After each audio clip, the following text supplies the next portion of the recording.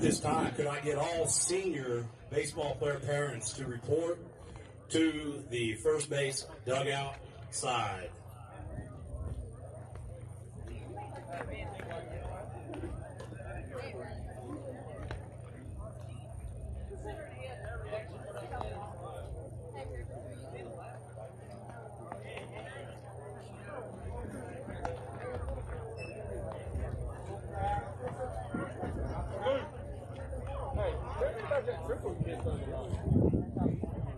Why'd they stop?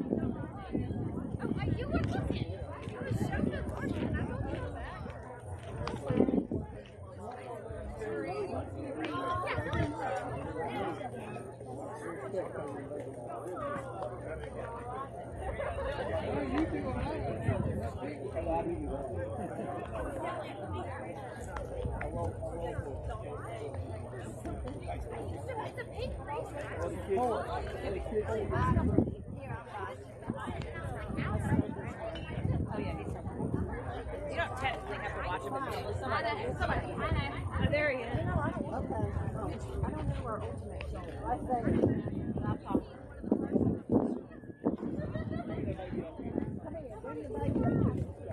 We got it. Don't worry about it.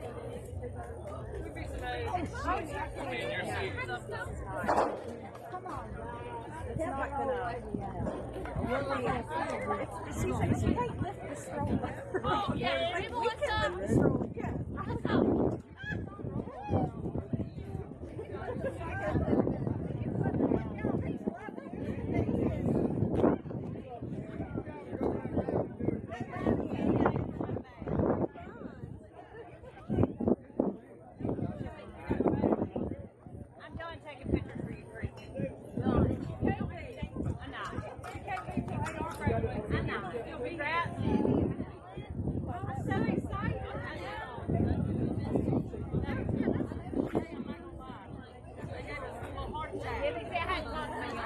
Let me just say this. It started out the explosion way. They had to come back. Go ahead and get it. They had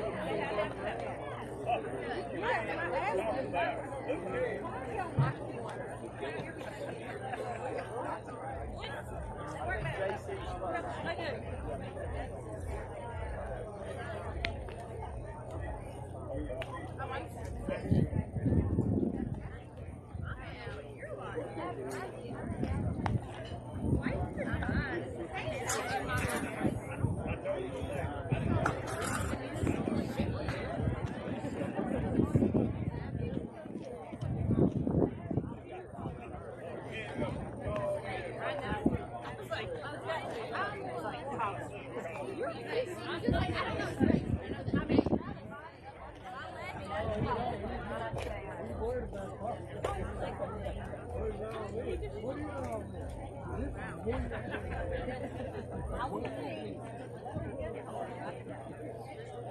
Hey, Courtney, where the boys are coming out there, the parents are there, they're big there. The girls are coming in.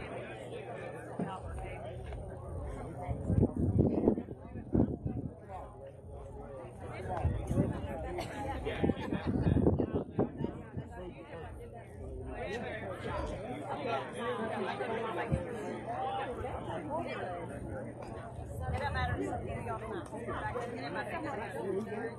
All right, let me get the rest of you. Hey,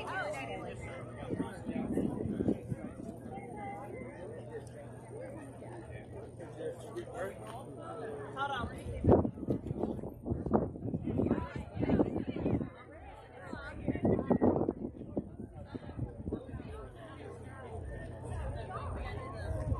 Hey, get a little foot here. There we go. That's better.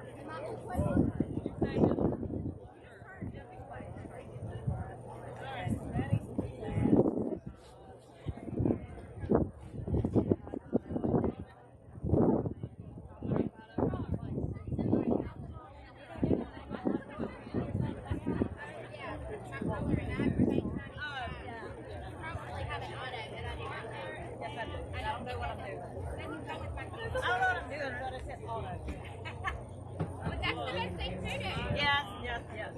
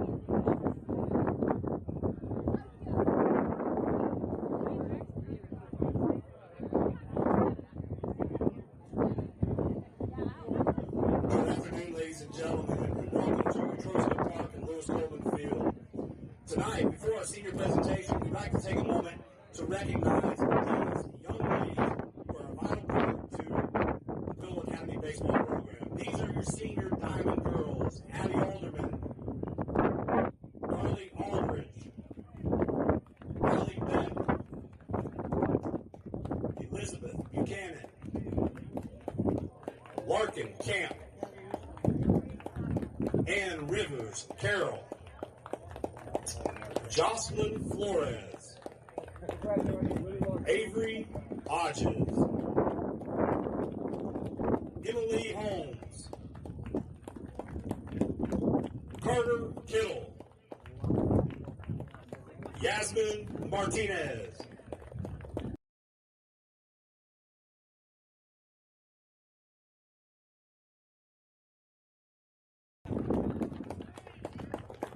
Mia O'Neill,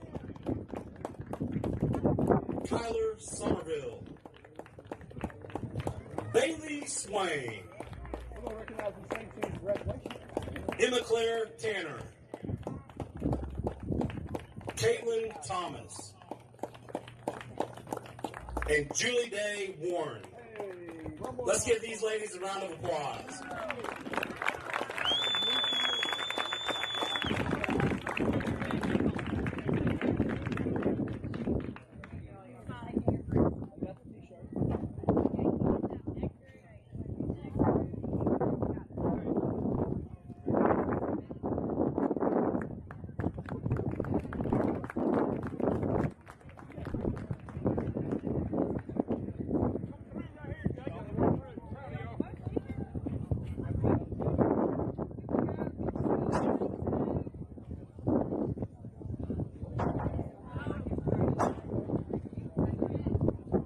Ladies and gentlemen, tonight is senior night at Pillow Academy, and we will recognize 7 seniors who have played a vital role in the Pillow Academy baseball program during their years at Pillow Academy. These players have been loyal to the baseball program with their hard work, leadership, and dedication. JC is the son of Brad and Heather Gerard. He is also joined tonight by his brother Jacob and his sister Anna Claire.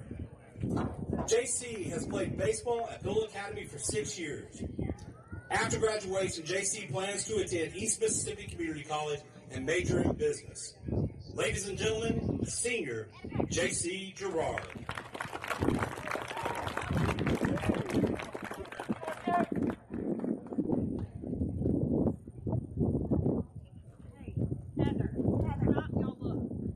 Our next senior, number 12, Drew Lamb.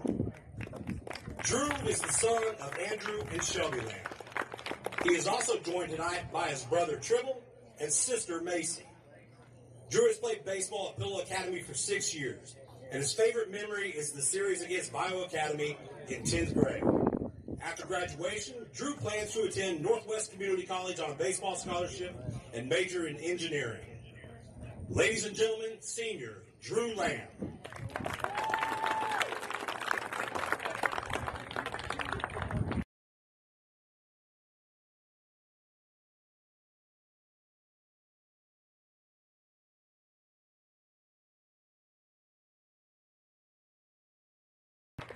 He is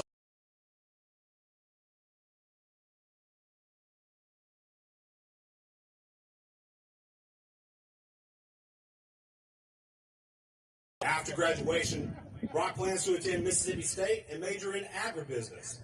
Ladies and gentlemen, senior Brock Makinson.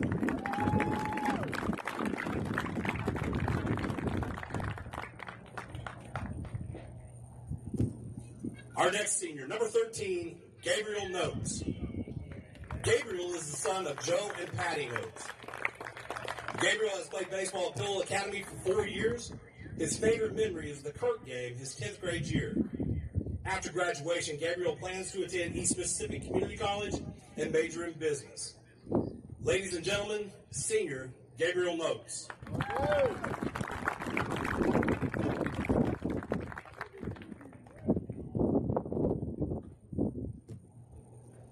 Our next senior this evening, number 8, Dane Sanford. Dane is the son of Rob and Tabitha Sanford. Dane has played baseball at Pillow Academy for 6 years. His favorite memory are the bus rides. After graduation, Dane plans to attend Ole Miss and major in business. Ladies and gentlemen, senior Dane Sanford.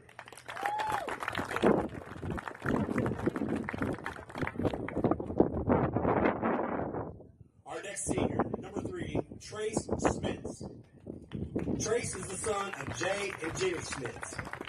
He is also joined tonight by his brother Wyatt.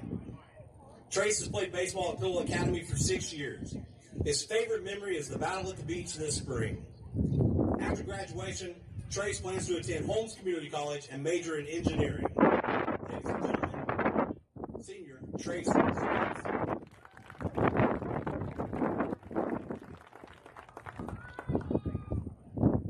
Our next senior, number 1, Lane Harper. Lane is the son of Randy and Alice Harper. Lane has played baseball at Pillow Academy for 4 years. His favorite memory is the series win versus Bio his 10th grade year. After graduation, Lane plans to attend Mississippi Delta Community College and go to Lyman School. Ladies and gentlemen, senior Lane Harper.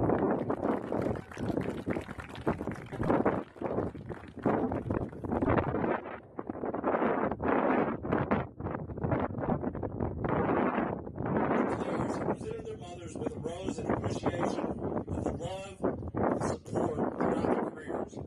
In addition, these 7 mothers spent many nights attempting to remove the red dirt stains from their uniforms and have spent countless hours acting as a chauffeur for practices and games.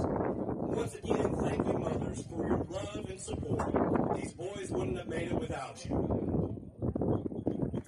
We also want to thank the fathers for their love and support. These young men's baseball careers were started in the backyard tossing a ball with their fathers. Whether serving as a Little League coach, guidance counselor, or cheerleader, These fathers have played a vital role in their careers.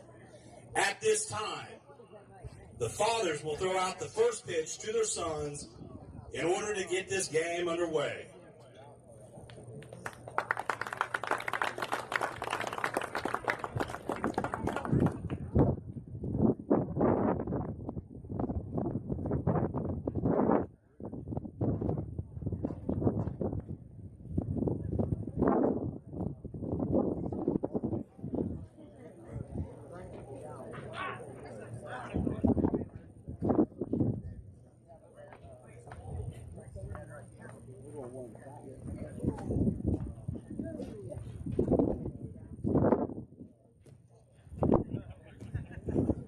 Fathers, please step forward, and at this time, you may throw the first pitch.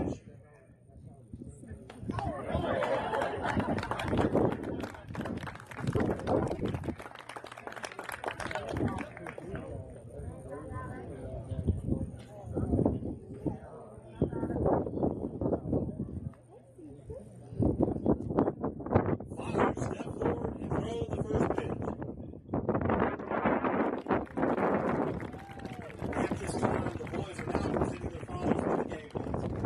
Thank you for your love and support. We'd like to also have a special thanks to coaches Neil Turner, Tommy Acey, Andrew Mitchell for their leadership and guidance throughout this year. Once again, we would like to thank the seniors and their parents for the hard work and dedication to Bill Academy Baseball. You have truly made a difference in our baseball program, and we say thank you from the bottom of our hearts. We wish you luck, seniors, in the future endeavors. Now let's play ball.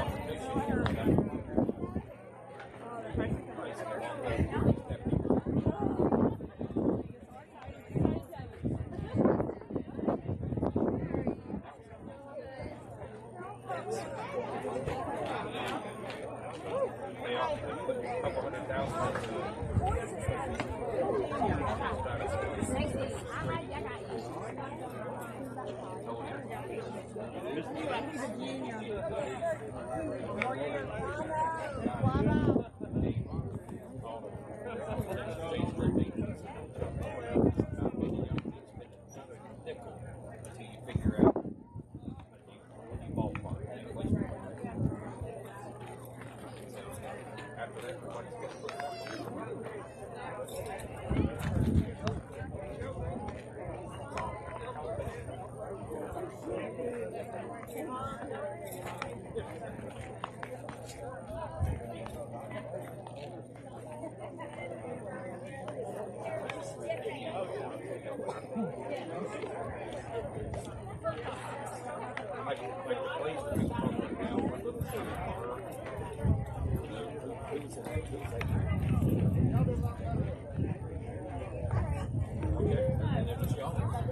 remember being a little kid.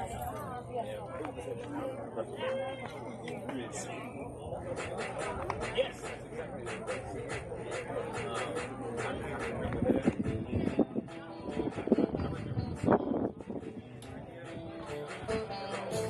my brother didn't put loose. They did a wedding.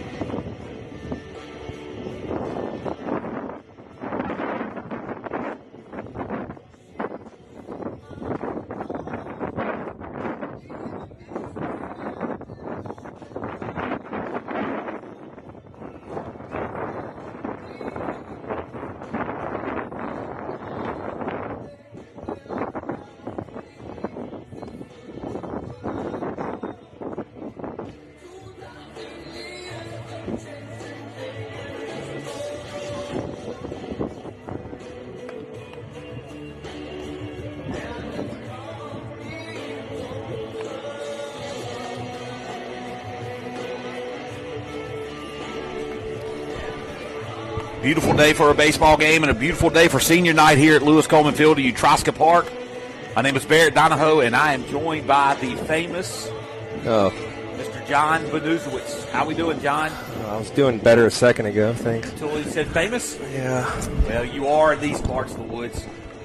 It is senior night here, and it is a very important pregame set that we're starting with the Washington School Generals here momentarily as the Mustangs are completing their pregame infield-outfield set. The seniors have been recognized, the Diamond Girls, the players, the parents, and we are getting set for what should be a phenomenal day of baseball.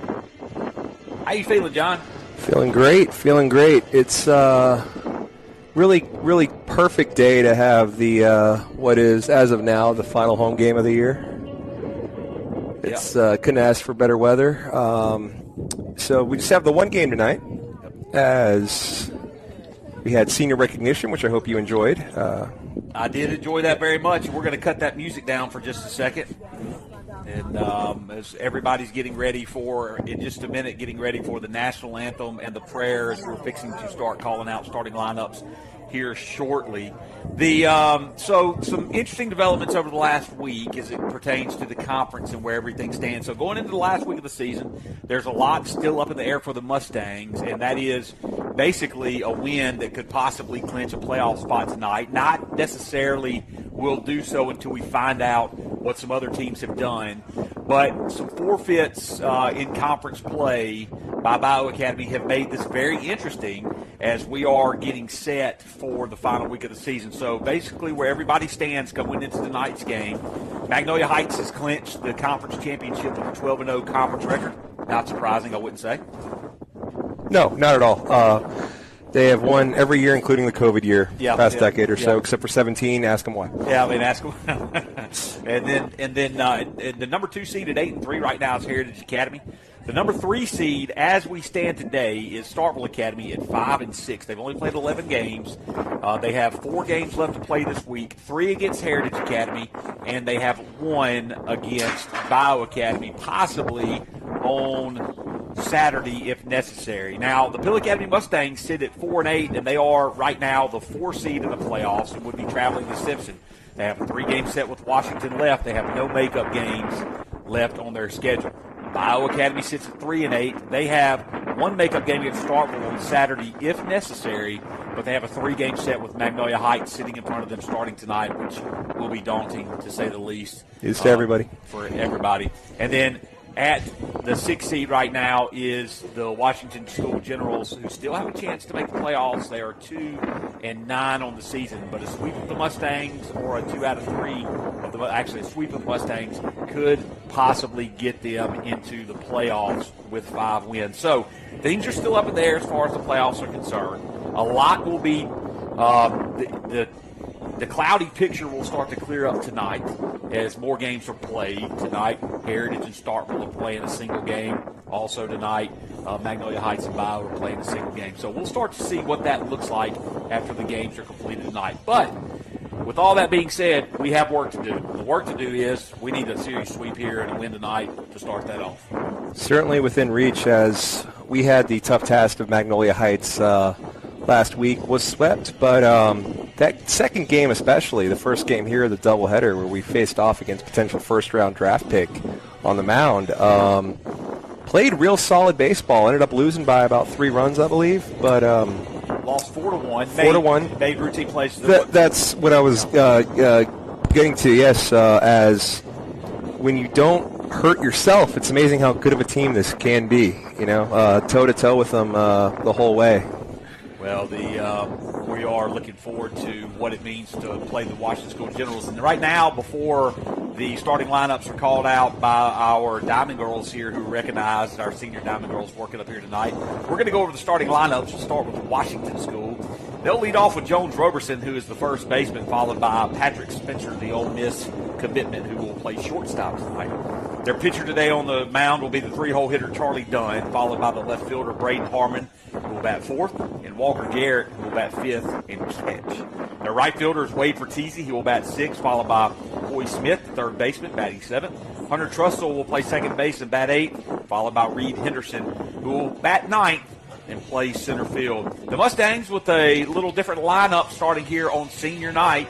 Leading off for the Mustangs and getting his first start of the season will be the designated hitter Gabriel Notes, followed by J.C. Gerard, the first baseman, batting 2nd. Aiden Valente will be on the mound tonight in this very important game 1 of this 3-game series. Aiden will bat 3rd, followed by 4-hole hitter Dane Sanford at shortstop and the 5-hole hitter Chamberlain McLean in center field. Brock Makinson will bat 6th and catch Aiden Valente tonight. He'll be followed by Elliott Flowers, the third baseman, batting 7th. Trey Smits in left field will bat 8th. And then Lane Harper will round out the order, batting ninth and playing right field. Easton Harrison is going to play second base in place of the designated hitter, Gabriel Noakes. So we'll see how long that lineup lasts here tonight on the field, but good to see those seniors getting a start here on senior night. Absolutely. So as Coach Branch and the Washington School coaches get together, and Drew Lamb is actually out there with the umpires in this meeting. Interesting to see Drew out there as a senior. I guess he's going to co-coach the game, maybe? Oh, a little player-coach situation. Little player-coach Pete Rosen. That's right. Pete Rosen. That's down right. with an injury. Might as well player-coach. Hope he didn't stop by some of those casinos in Greenville on the way for Pete Rosen. That was funny that you say that. When we were down on the coast, I had a $5 bill in my pocket, and I thought to myself, you know what? I could walk into that casino, and I could put this $5 on the Padres to win the World Series. I've got them as a dark horse to win the World Series, but I said, the problem with that is I have to drive all the way back down there just to pick them up. Not worth it. It's not worth it. It's not a good drive. The Padres really haven't started off good enough for me They to think have not. that would actually pay off. They have not. Well, as we continue to get ready for action and get ready for the starting lineups, we're going to take a break. We will be back right after the national anthem to get started with our broadcast.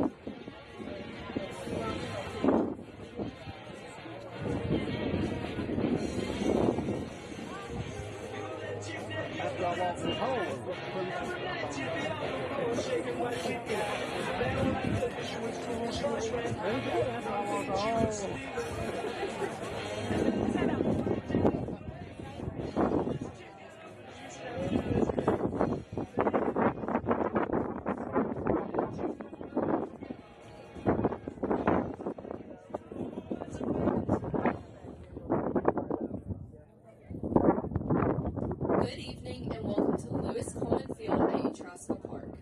Today, your Pillow Academy Mustangs will be taking on Washington School, led by head coach Hunter Palazzini and assistant coaches Judd Thigpen and Anderson Shelley. And now for the Generals lineup. Leading off and playing first base, number 22, Jones Robertson. Batting second and playing shortstop, number 7, Patrick Spencer.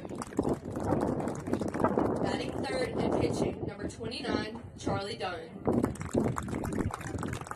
Batting fourth and playing left field, number 2, Braden Harmon. Batting fifth and catching, number 17, Walker Garrett. Batting sixth and playing right field, number 5, Wade Fertizzi.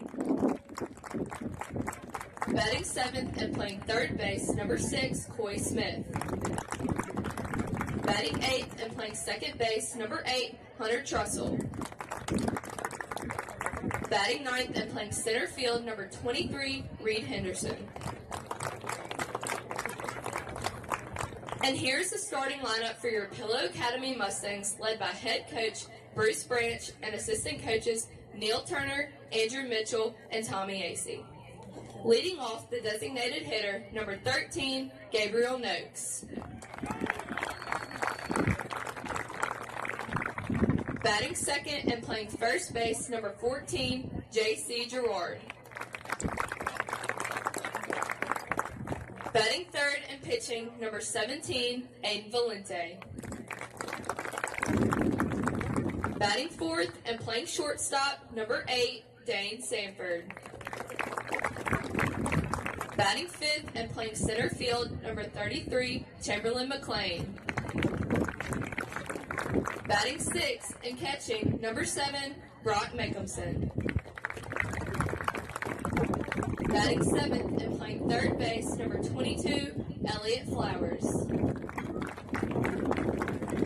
Batting eighth and playing left field, number 3, Trey Schmitz. Batting ninth and playing right field, number 1, Lane Harper.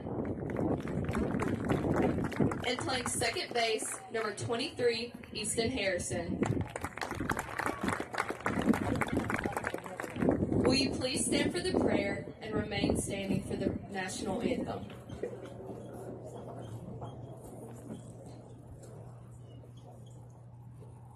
Dear Heavenly Father, thank you for this day and for the opportunity to compete. Thank you most of all for your son. We ask that you protect these young men on the field and be with all of the fans as we drive home. It is in Jesus' name that we pray. Amen.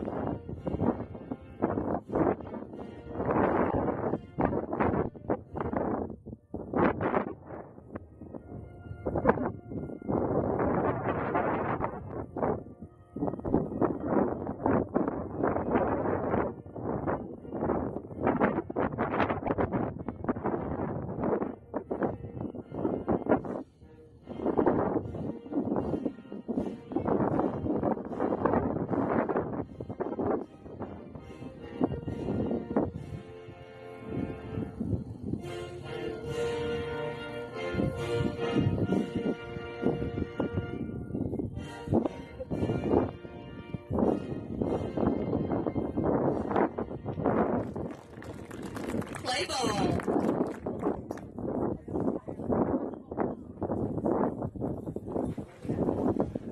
So it's time for us to get started here on senior night as Aiden Valente is going to take the mound and Brock Mickelson is going to get behind the home plate to start receiving warm-up pitches for the top of the first inning. And the Washington School Generals 1, 2, and 3 hold hitters. Mr. Newswoods? Sir. The wind is blowing straight out to center field. That is opposite of what we've had the last couple of times we've been in the park. The wind's been blowing actually in from left field across. So this could make the ball fly a little bit. It's a little bit warmer today. The sunshine is out. It's a beautiful day. Couldn't ask for a better day for a baseball game. No, you could not. The Mustangs will enter with a record of 13-15 on the season. This will be the 29th game played. On the mound is Aiden Valente. He's thrown 23 2/3 innings. He's pitched in 12 games. He's faced 117 batters, thrown 411 pitches, which ranks 4th on the team. He's given up 26 hits, 27 runs in those appearances. 19 of the runs have been earned. He's walked 10 batters, struck out 32. Good ratio. Strikeout to walk ratio, no doubt.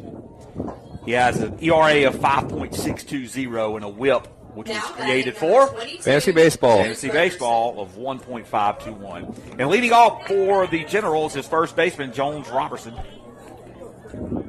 The Generals in a slightly metallic jersey with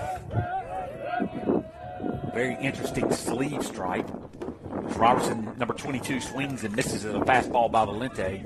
Almost looks like a toolbox on their sleeves.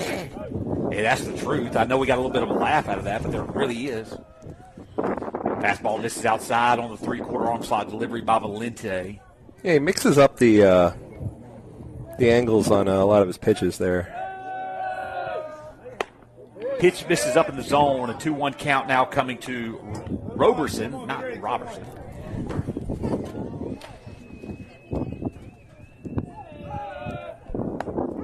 Pitch on the outside corner just gets the call, and now a 2-2 count, and Valente trying to work fast. Roberson is going to step in. He actually calls time as he sees Valente, who's pitching off of the left side of the rubber. Comes set. Here's the delivery, and it is a breaking ball that misses low for ball 3. So a full count now to the leadoff batter for the Generals. Patrick Spencer, number 7, the shortstop, stands on deck. Full count delivery. Up in the zone and a leadoff walk, and the Generals have a runner on with nobody out here. Now batting number 7, Patrick Spencer. Some good pitches there. Some that were pretty close calls, didn't quite get them. Still kind of feeling out the zone. You still hate to lose the leadoff runner, especially when you were ahead. Patrick Spencer, the big arm, really good athlete for the Generals, can do damage at the plate. He sees a breaking ball that misses up and away for ball 1. Outfield playing Spencer straight up. Chamberlain McLean playing a little shallow with the wind blowing out and the runner on first base. Here comes the 1-0 pitch. It's in there for a called strike. And that's Chamberlain McLean playing center field today as Lane Harper gets the start in right. And you actually see Chamberlain backing up right now. So he backs up, plays more to the wall. So we get a pickoff attempt, and not a bad attempt. Not at all. JC couldn't come up with it to get a tag down, but I don't believe the tag would have been in time anyway. Gave him something to think about anyway. Mustangs wearing their green tops for their white pants today.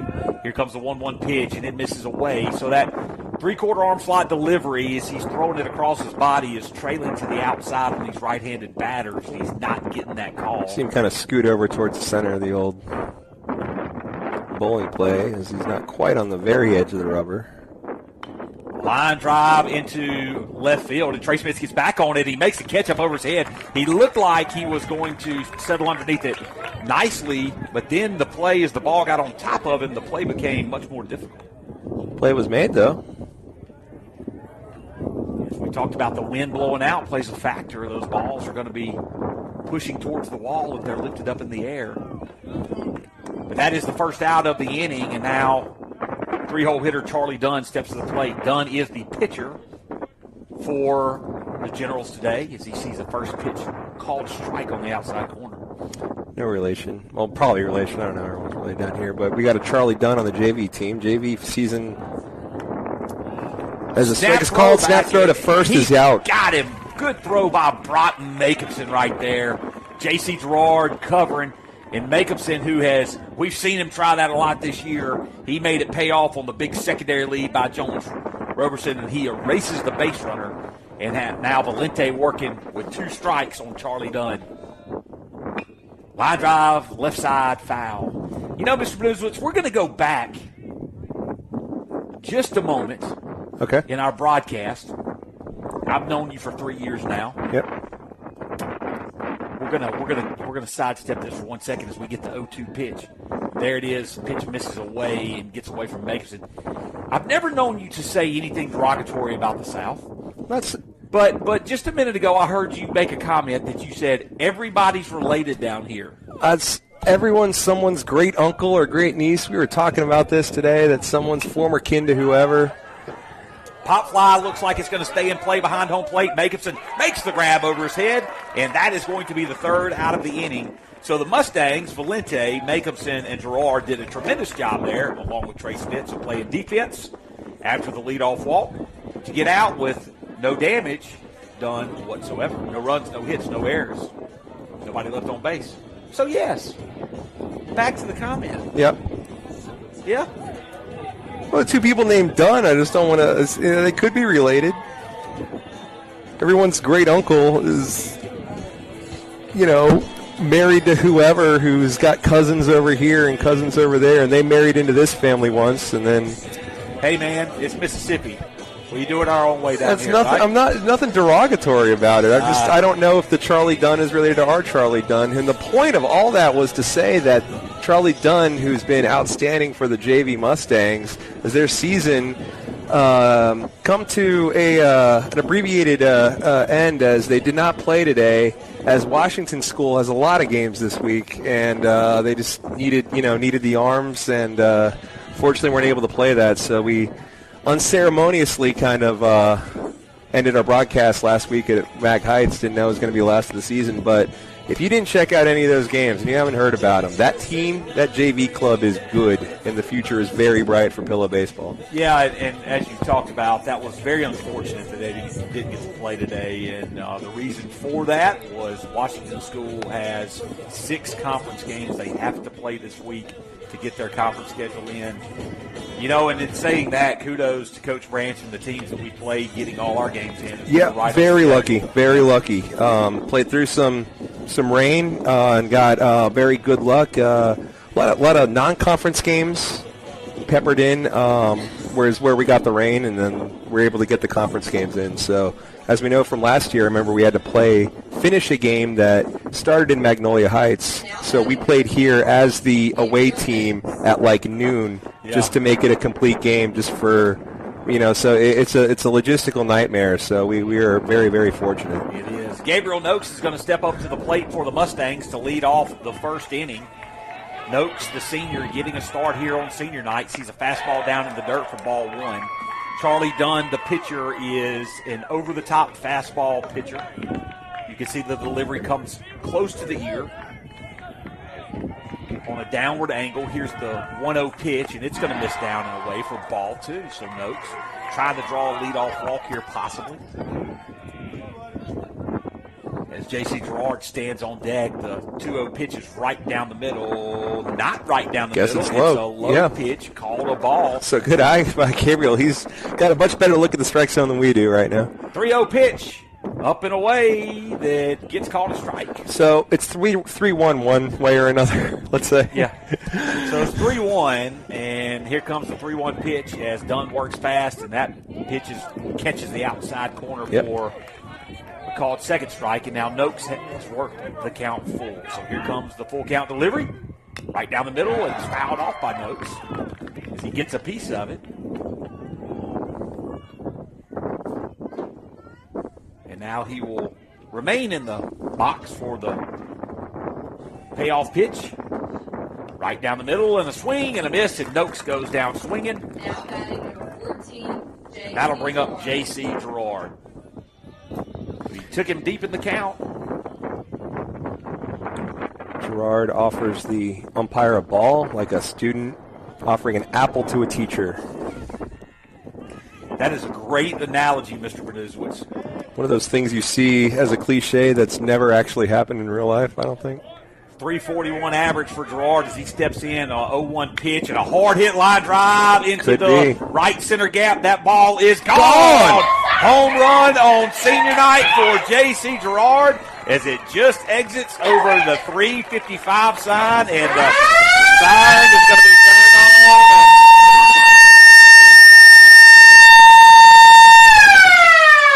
I won't be able to hear for the next 3 days after they turn the siren on inside the press box here at Utroska Park. Yes, Girard got all of that one.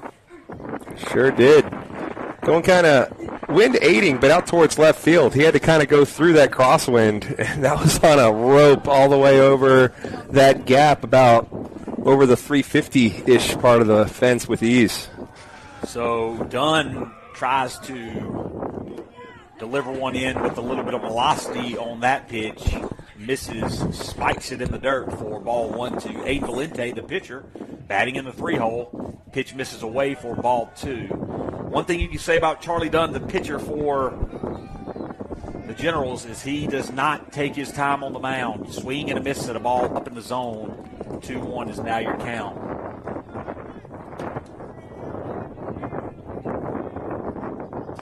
Things that you won't ever forget as an athlete, one of them would be hitting a home run on senior night for J.C. Girard. Great to see that happen for him.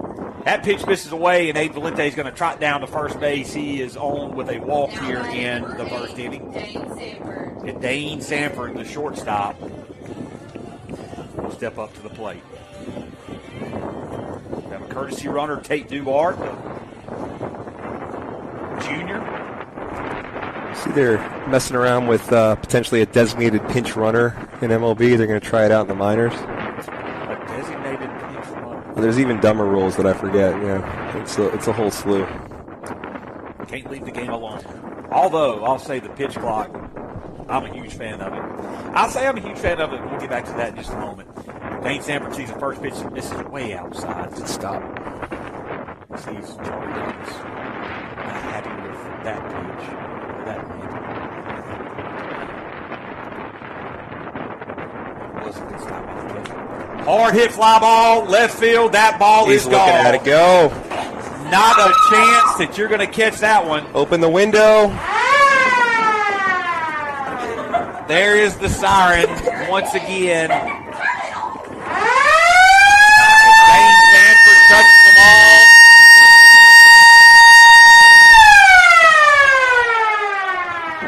And I can't tell you how much I hate that siren by our Diamond Girls. Well, the operator is the reason it's still here, as I was ready to chuck the thing. Because it took a day to get it out from its old spot. Had to chisel it out, and she saved it, and yeah. Chamberlain McLean sees a fastball down in the zone that misses 4-1. There's 2 home runs here in the first inning, give the Mustangs a 3-0 lead. That was just a blast from Sanford. Wind aided, not like he needed it.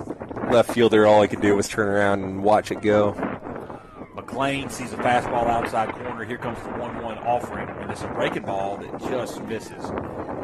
Dunn's had a hard time getting that breaking ball across. Here comes the 2-1 pitch. Dunn steps off. He's going to collect himself. So Girard with the home run with 1 out, a walk to Valente, and then a 2-run blast by Sanford. And that ball is inside. It hits him, and Chamberlain McLean is going to trot down to first base. And the Mustangs have another base runner with Brock Jacobson coming up to the plate. Another home run threat up to bat. Jacobson, who has a 276 average, has a 385 on base percentage, has 24 hits on the season, 13 singles, 9 doubles, 1 triple, and 1 home run. So JC, a senior, has a home run. Dane Sanford, a senior, has a home run. Brock Jacobson, a senior, up to bat, has 1 home run. Chris McLean just walked over and handed Rob Sanford the home run ball. Swing and a miss by Jacobson. Ball gets away from the catcher as McLean was moving on the pitch. McLean moves up to second base, and Jacobson now has an 0-2 count. Swung at a pitch that was out of the zone. That breaking ball was effective, and there's another breaking ball, a swing and a miss, and Jacobson goes down, swinging for the second out of the inning, and now Elliott Flowers will come up with a runner in scoring position and 2 down. Flowers is the third baseman for the Mustangs. Also catches from time to time, depending on the defensive line. The Mustangs. Here's the first pitch is a little low for ball 1.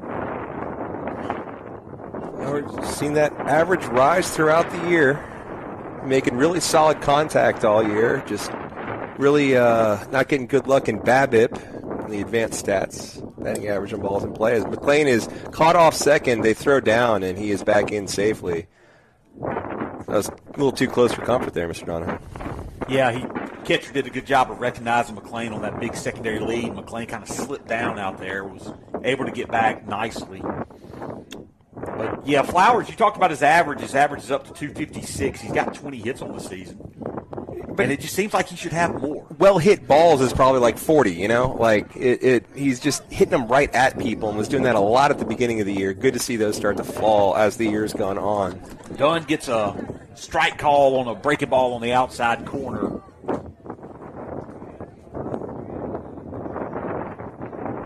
Here comes the 2-1 delivery. It's a breaking ball. Nice breaking ball by Dunn. Chopper that went just foul. Oh, I don't know went how over that the was bag. foul. It looked like That it went over the bag. Yeah. Now, Coach Branch isn't arguing. And as we've seen in the past few weeks, if he doesn't argue. And he's shaking his head, I guess. Well, he has a better view of it. He's got a much better view, so. The Mustangs with 3 runs on 2 hits. As both those home runs do count as hits.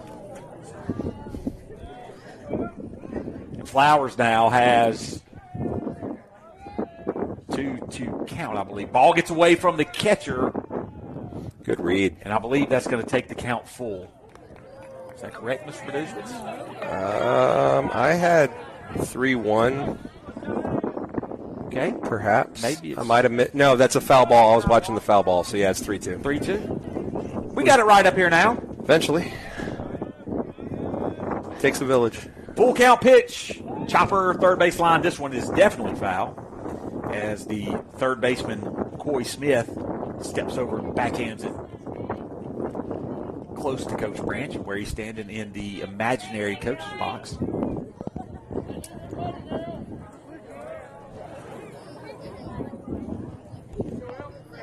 Here comes the full count pitch again. Breaking ball, swing, and fouled away. He did not foul it away. He missed it. And he's going to reach on the pass ball by the catcher, Walker Garrett, and a runner is going to score. So an error by the Generals leads to a run scored and another base runner. Well, good. It looks like he fouled it off. But, again, they know better than us. Good job, Elliott, hustling, and good recognition by McLean to sprint home and add a 4th run in on 2 hits, both of them home runs in this first inning, and we're still going, 2 down. Trey Smith is a home run threat. We saw him do it last year. Let's see if he can send one out right here. At Winona, where before that's where I saw Jack McClellan literally run out of his shoes. I wasn't there for the JV game that day. Well, I would have loved to have seen that. It was, running down to first. Both of them came off, flew up in the air. I think he kicked one of them as he ran and made it to first safely.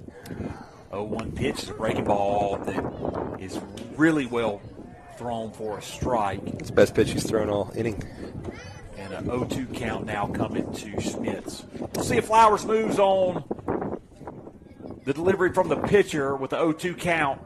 He does not. Another breaking ball is kind of flared to the right side. That's going to go out of play. It's going to hit the top of the first base dugout and roll out of play.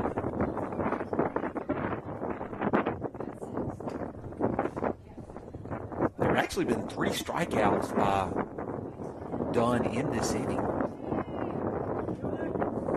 3 strikeouts, but he's given up 2 big hits.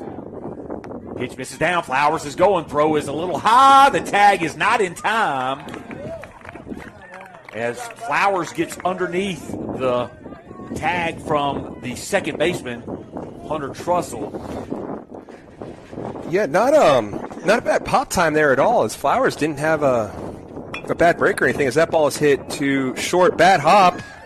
Recovers, fires on to first, but not in time, and there'll be runners on the corners after Schmitz reaches on the air. So that's going to be an error by Patrick Spencer. Kind of took a bad hop as he was coming up on it right there at the grass. Got into his chest and he dropped it. He picked it up, and of course he has a cannon of an arm. Oh, sure did. And he tried to throw it over, and that's going to bring up Lane Harper, the senior right fielder, for his first at bat of the night. He is batting in the 9 hole for the Mustangs. Schmidt standing on first base. Doesn't go on first pitch.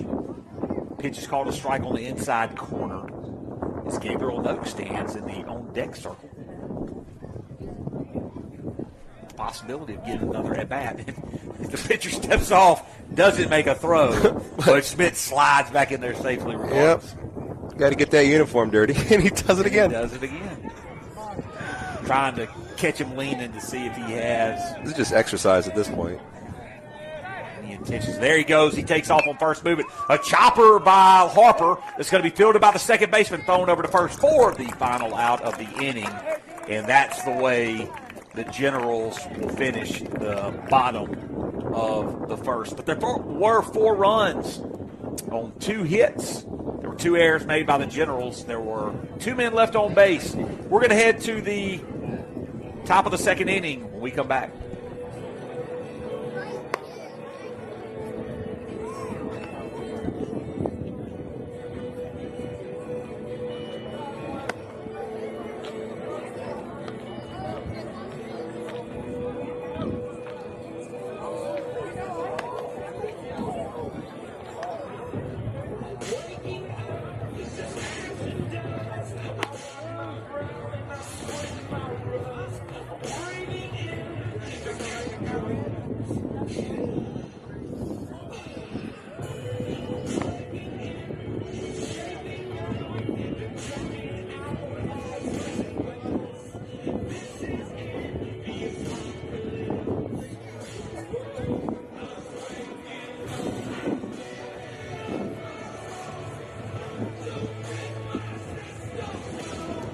Now batting number 2, Braden Harmon. 4, 5, 6 due up for the Generals here in the top of the 2nd inning. Braden Harmon, the left fielder, will lead off against Aiden Valente, and here comes the delivery from Valente. It's a swing and a miss on an off-speed pitch down in the zone. Yeah, now that Valente's offense has spotted him 4 runs, like to see him attack the zone here, not nibble as much. 3/4 arm slot delivery. Once again, this is And he nibbles. And up. Couldn't get him to chase. Haven't been able to get that pitch across. Time is called, and a late time is called. They're going to, Coach Branch is going to say something. What's your name, Rose? I don't know who Coach Branch is calling over to. It's Coach Crowder. So, I don't know who said something, but bottom line is it is a 1-2 count as Valente comes back and gets another swing and a miss from Braden Harmon. I am cautiously optimistic. Swing and a miss, ball down in the dirt, blocked up nicely by Brock Mapleson. Throw to the outside of the bag, and J.C. Gerard gloves it for the first out of the inning. Not only did Mapleson have to make a good throw, but he had to step over the bag to make that throw. Yeah. I mean, not the bag, the bat. The bat was in his way. So that'll be the first strikeout by Valente. Walker Garrett, the catcher, will now step up to the plate. I'm cautiously optimistic that the person that they're going to go visit with about talking to the umpire is Russell Wilson, who's sitting on the 4th row, as the pitch misses away, as Coach Crowder's. I'm really looking into this, and Coach Crowder doesn't talk to anybody. Okay, anyway. Fastball's on the inside corner. Just hits the corner for the second strike of the at-bat. Valente working fast and misses outside. Same pitch he threw to get Harmon to chase.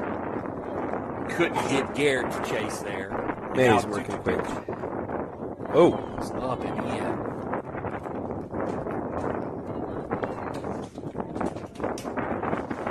And now a full count. I think I got my wish.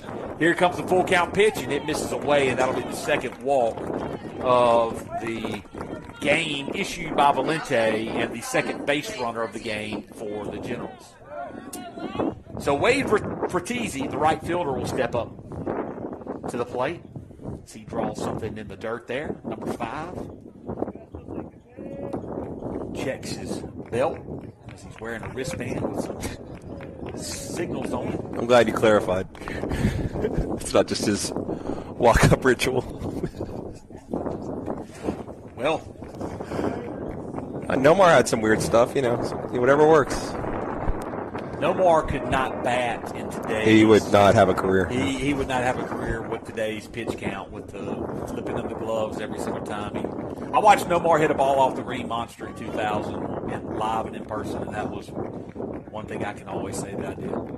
Here comes the 0-1 pitch to Fratesi. It's a swing and a miss for strike 2. So once again, Valente able to get 2 strikes in an at-bat. Has to find that punch-out pitch. Yeah, had 2 strikes and several at-bats. Nice pick. He's got a good pickoff move. Nothing to show for it yet.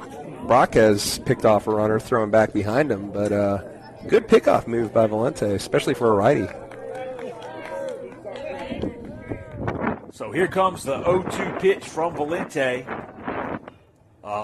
Check swing that's chopped towards the first base dugout as Coach Dick Penn picks it up, throws it all the way over to Brock Makeson, hands it back to the umpire. Good to see Coach Dick Penn today. Yes, it is. A good visit with him before the game.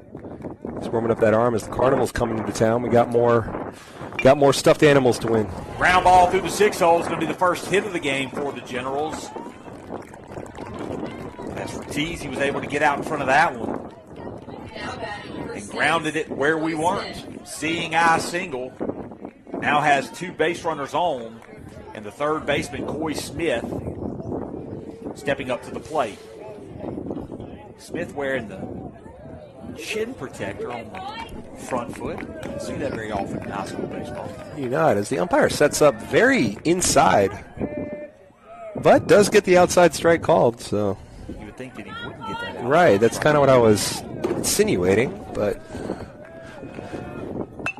Little line drive that's going to get down in front of Lane Harper. That's the second hit of the inning, and that's going to play to run. Gerard's actually going to throw it all the way into the catcher, and now the runner's going to move from first to second, and Valente's going to hold it. Not a good decision right there by the Mustang defense.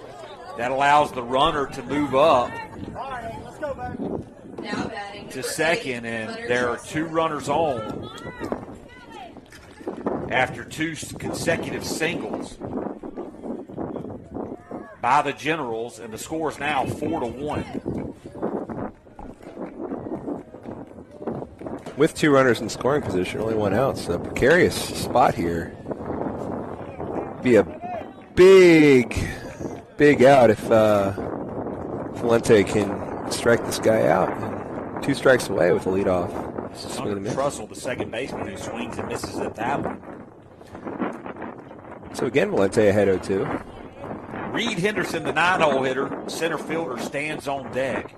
The seeing eye single, then the little Texas leaguer over to the right side. There it is. Has played it a run, but a swing and a miss by Trussell, and Valente now has the second strikeout of the inning. Yep.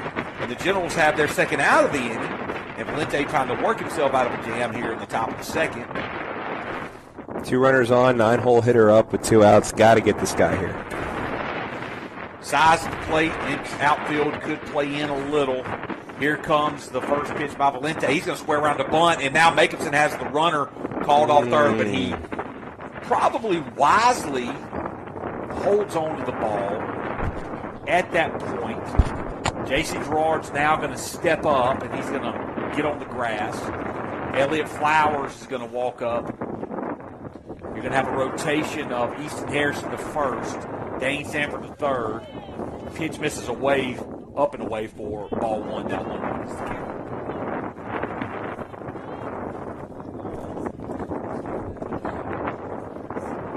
1-1 pitch, inside corner, strike 2. And now Valente 1 strike away from getting out of a jam here in the top of the second.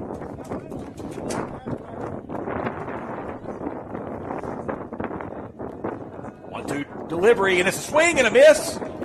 And Valente does a job there to get out of it. Fantastic work. But the Generals do get 1 run back, 1 run scored on 2 hits. There was no errors committed by the Mustangs. So we're 2 men left on base. We're going to head to the bottom of the second when we come back.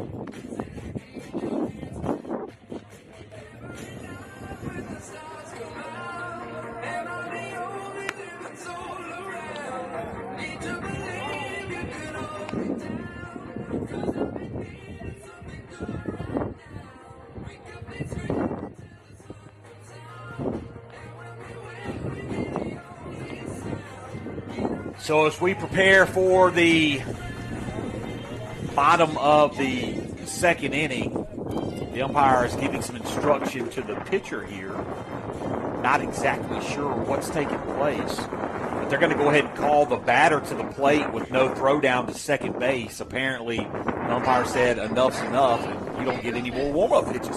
Haven't seen that. Haven't seen that ever, but it is what it is. Seen a lot of things on this field that I've never seen. Gabriel Noakes steps up, and that pitch misses just a bit outside. So, I'd be interested to know, Mr. Newswich, how many people, after we gave everyone in the Pillow Academy family listening, viewing area, Gabriel Noakes hits one into left field, and that ball gets down for a base hit, and it's going to go to the wall. Noakes hits the bag at first. He is going to head into second base, and Gabriel Noakes leads off with a stand-up double. Speaking of stand-up, standing ovation from the crowd as the seniors getting it done on senior night. Good job, good piece of hitting by Gabriel Noakes right there. He got out in front of that ball and hit it back. Not a very good angle taken by the left fielder. It was able to roll to the wall, and Noakes was able to easily get into second base. And that'll bring up J.C. Gerard, who almost gets hit by the pitch. Not a good angle. That ball would have dropped either way. Would have maybe homed to a single had he been able to stop it. But, I mean, he hit that ball on the button, and then that was dropping in for a hit no matter what. Great piece of hitting by Noakes as throw comes in behind him, and he is picked off. And that was a very nice pickoff job done by the pitcher and the shortstop, Patrick Spencer. And Noakes is erased after the hit. But a good piece of hitting by Gabriel Noakes. And now J.C. Gerard will stand in with one out. As I was saying, it'd be interesting to see how many people actually went back and watched Major League after we discussed it. And gave so many people the opportunity. I did. That pitch is fouled away. It's in foul territory, and the catcher is going to make the play at the backstop for the second out of the inning. So after a leadoff double, Gerard fouls out. And Noakes picked off second, so base is empty, 2 down. As the wind might have pushed that back into play, it looks like that was trailing like it could have gone out, but unfortunately stays in. And good play by the catcher. It's not easy. Aiden Valente steps in. He walked his first plate appearance. Fouls one away, right side. So 1-1 is the count.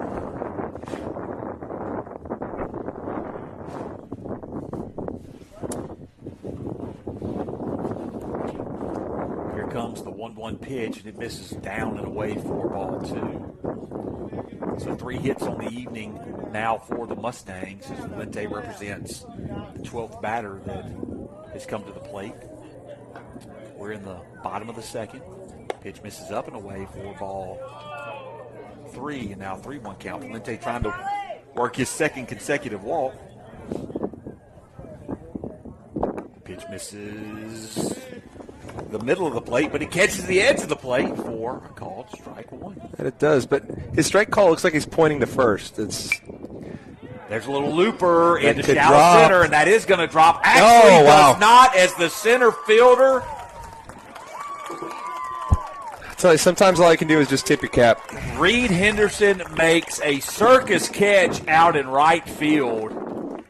As that ball looked like it would drop, and he dove parallel to the ground and made a tremendous play. Sure did. Yeah, absolutely. Credit where it's due. I mean, that was highway robbery. Good play. Great play by Reed there. So the Mustangs get no runs on 1 hit. There were no errors by the Generals. There was nobody left on base. We're going to head to the top of the third when we come back.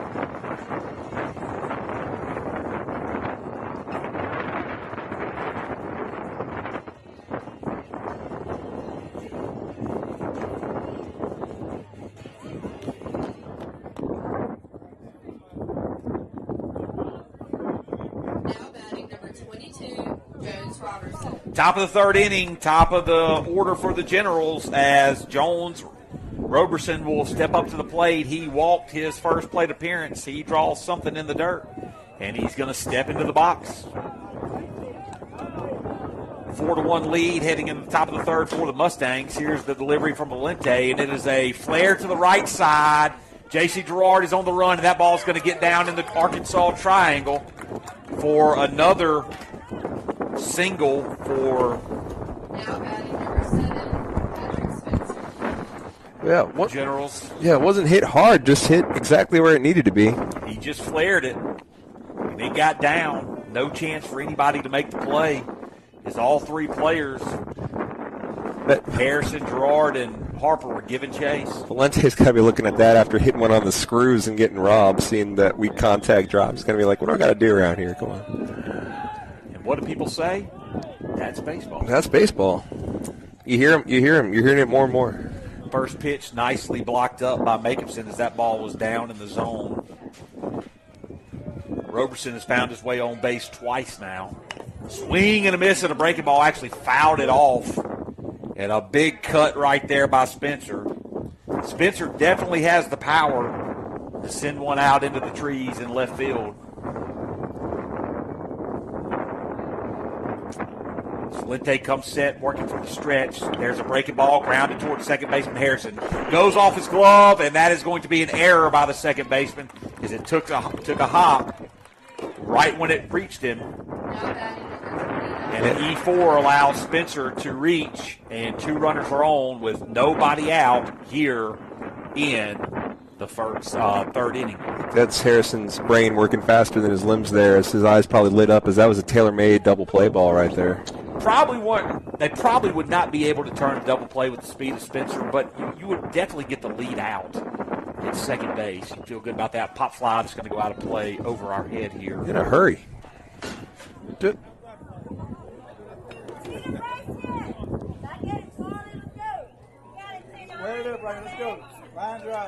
As Charlie Dunn, the pitcher, steps up to the plate. He flew out to Brock Makeupson behind home plate, his first plate appearance. He grounds one to the 6-hole. That ball is going to get through. That's going to be the second hit of the inning and the third base runner in a row that is reached. Almost fortunate that ball was hit as hard as it was, and Schmitz was able to get to it quickly and get it in quickly to load the bases rather than having the runner score from second. Yeah, so Valente finds himself in trouble again here in the third inning. As the bases are loaded and there's nobody out, and Brayton Harmon, the left fielder, coming up to the plate. First pitch, down in the zone, fouled away. Valente trying to work ahead. A strikeout would be big for Valente in this spot. Valente had been getting ahead 0-2 with some consistency. They seem to be taking their swings earlier. Another ball swung, and it gets away from Makeupson, but nobody's going to move up. It apparently was not fouled off. I think everybody on the field thought it was fouled off, as everyone just kind of stood there. And it certainly looked like it was fouled off from here. So 2 strikes and bases loaded regardless. So an 0-2 count, and Valente pitching from the windup. Here's the 0-2 pitch, and it's a swing and a foul ball. That gets away from Makeupson. Wasn't able to hold on to that.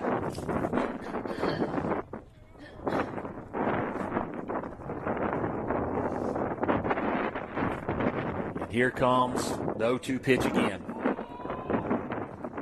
Throws one. It's Luke to Dane Sanford, who's going to snag it behind second base for the first out of the inning. Off the bat, made me a little nervous, Mr. Producer. Yeah, the way this inning's been going, you just kind of figured that would, catch some wind or something and float into the outfield, but good out and a fortunate out as it being in the air, not like a ground ball or anything, kept the runners frozen. Base is still loaded with one key out already down. Strikeout would go a long way right here. Walker Garrett, the catcher, walked his only other plate appearance in the second. That pitch is on the inside corner, just misses, and just missed Garrett as well.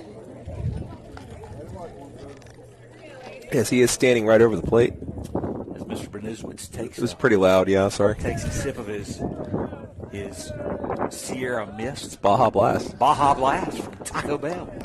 Swing and a miss right there by Walker Garrett for strike one. I'd like to thank our sponsors. Baja Blast. I've never had a Baja.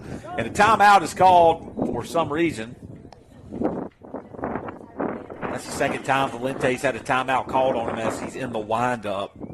As we've talked about, that is not safe for a pitcher. It's not good. Don't like it. 1-1 pitch, and there's a pop fly that's going to be right by home plate.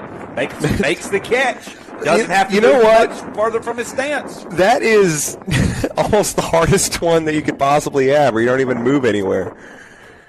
That is the third pop fly out by a catcher in this game. We don't see those that often. As Wade Fertizzi, who singled through the 6-hole, actually had the first hit of the game for the Generals in the second inning, will step up to the plate. Fertizzi's the right fielder.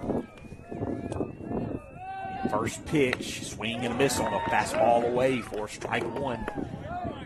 A single scores two, a double will clear the bases and tie the game. Valente comes set. Here's the pitch and another swing and a miss by Fertizzi for strike two. This game changer is showing delay, trying to get the stats on Valente and how many pitches he's thrown at this point. So Fertizzi steps back in the box. Valente working fast. The 0-2 pitch is a swing and a miss and a strikeout. Excellent job. And Aiden Valente, after the bases get loaded on 2 hits and an error, goes pop fly to shortstop, pop fly to the catcher, strikeout to end the inning, and no damage done. No runs for the Generals. There was 1 hit in the inning, 2 hits in the inning. There was 1 error made by the Mustangs. 3 men left on base. We're going to head to the bottom of the third when we come back.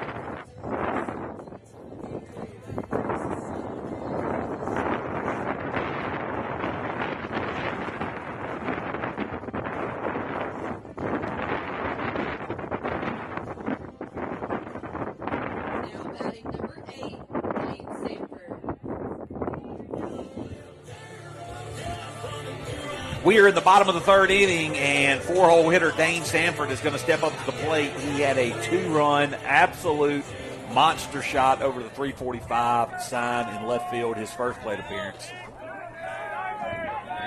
And he will now step up as the leadoff batter. 4, 5, 6 due up in this inning. So they face Charlie Dunn, who throws Sanford a breaking ball that misses away. Sanford, by far, has been the most productive player at the plate for the Mustangs this season. 4 hits, 21 singles. He has 3 home runs now as that pitch misses up and away for ball 2. So a 2-0 count.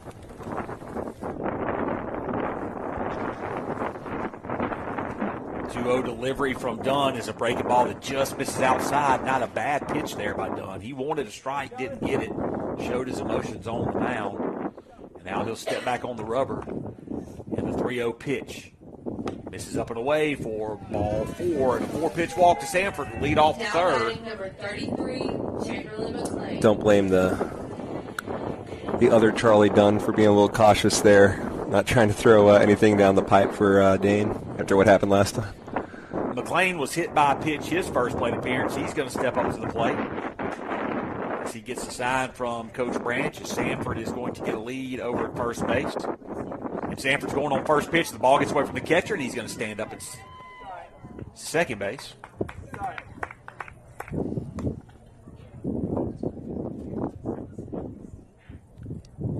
And now there's a runner in scoring position with nobody out here in the third inning.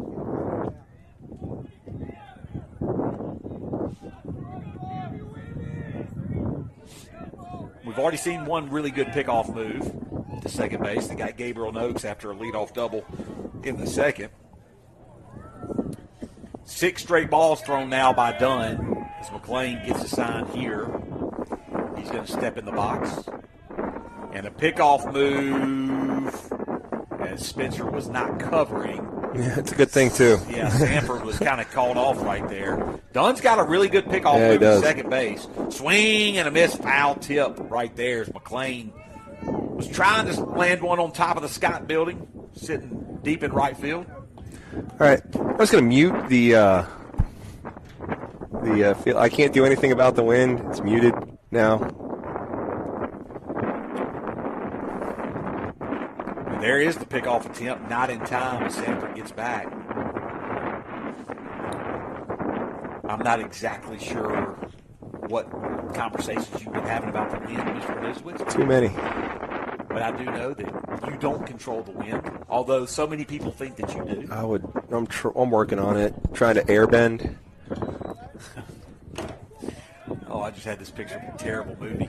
3-1 is the count. Here's the pitch to McLean, and he's late on the swing, fouls it off into the netting on the third base side. Was it Avatar: The Last Airbender? That must have been it. I never watched it. I only saw the trailer, and I said, I don't think I'm going to watch that. I think something just happened where I turned It's 25 degrees. And Dane Sanford takes off on the full count pitch, and he is going to stand up into third base, and Chamberlain McLean is going to head on down to first as he works a full count walk, and now Makemson's going to step up to the plate. I didn't want to turn it to 25 degrees. I think I turned it to Celsius. Do you think I hit a Celsius button? Could be. Regardless, Makemson is going to come up to bat with 2 runners on and no outs here in the third inning. And Dunn comes set. There's the delivery and a hard hit line drive down the left field line. It's going to go foul. Got in on the hands of Makemson. McLean was moving on the pitch.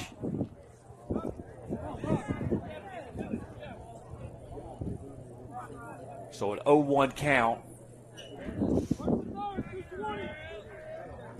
As Makemson steps back into the box.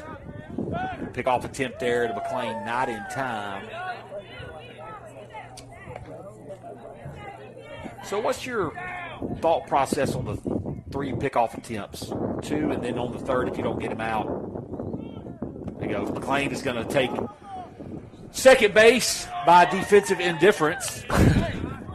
And now we have 2 runners in score position with no outs. I like it. I like the risk reward aspect just kind of being shoehorned in. Did not like that call very demonstratively, putting his hands up over his head on that. You got to be careful if you're the pitcher. 2-1 pitch now coming to Makemson. And there's a fastball fly down the infield. Spencer's going to drift back into shallow left, and he's going to make the play. Sanford is going to look off the bag, and 22, Elliott Flowers. He'll not try to advance. That's going to be the first out of the inning, and that'll bring up Elliott Flowers in a big spot here in the third, trying to pick up 2 runs for the Mustangs. Got to get these guys home. Flowers struck out but reached on an error by the catcher in his first plate appearance. Dunn working out of the windup.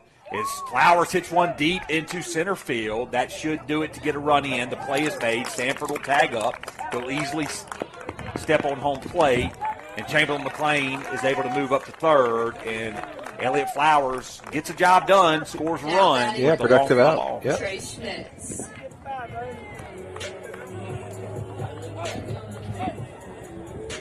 But now it's up to Trey Schmitz to get the other runner in with 2 outs here. Schmitz reached on an error ground ball to shortstop, his first plate appearance in the first inning.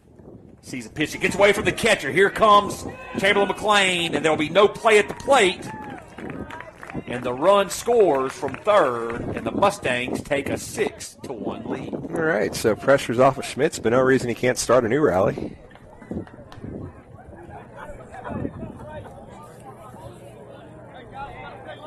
I don't see a reason why. I don't either. He's got the orange bat in his hand. Jack Kirk's orange bat. 1-0 pitch, misses high for ball 2.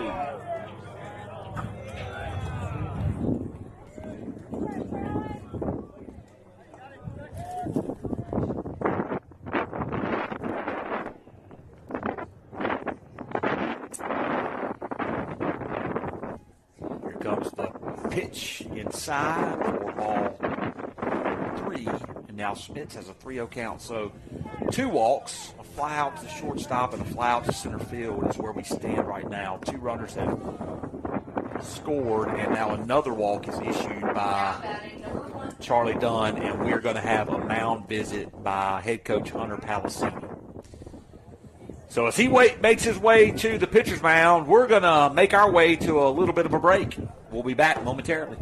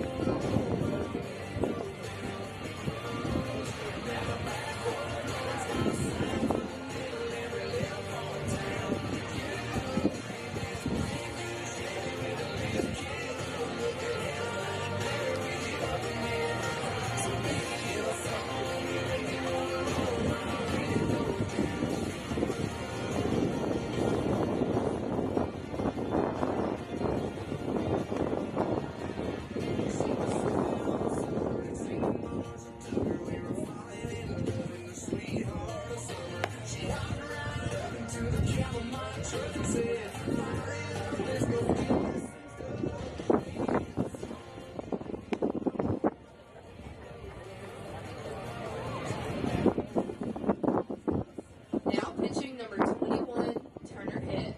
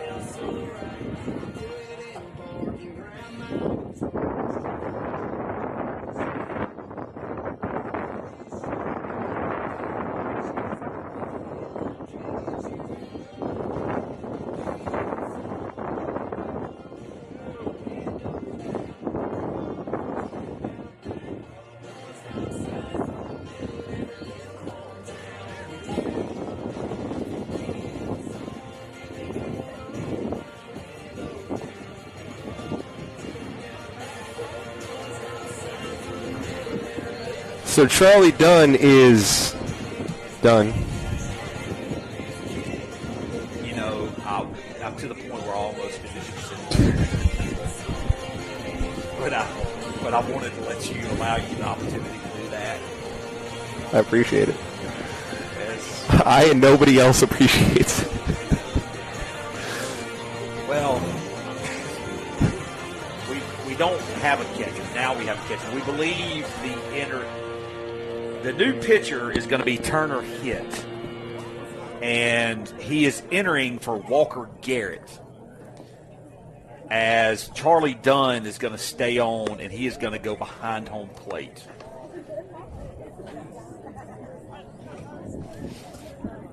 So Now batting number 1, Lane Harper. Turner hit in for the catcher as the catcher and pitcher swap. So there's a base runner on. There are 2 outs here in the inning as Trey Smith just reached on a walk, and Lane Harper is at the plate. Here is a still attempt that gets out into center field. Trey Smith will stay at second base. Actually, no, he won't. He's going to try to take third, and he is going to be in third safely. Wow. As the throw is offline. Love the aggression. We said ain't no reason that Trey Schmitz can't get a little rally started after the runner on third was scored on the pass ball in the first pitch to him, and lo and behold, he now stands at third base. With 2 outs and a 0-1 count, that ball is right on that. Fouled back. Foul back. 0-2 count now for Lane Harper.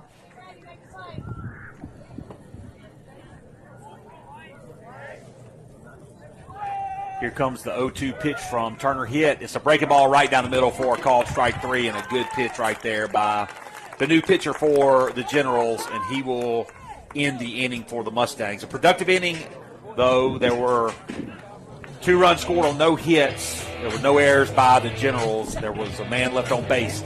We are going to head to the top of the 4th inning here at Lewis Coleman Field when we return.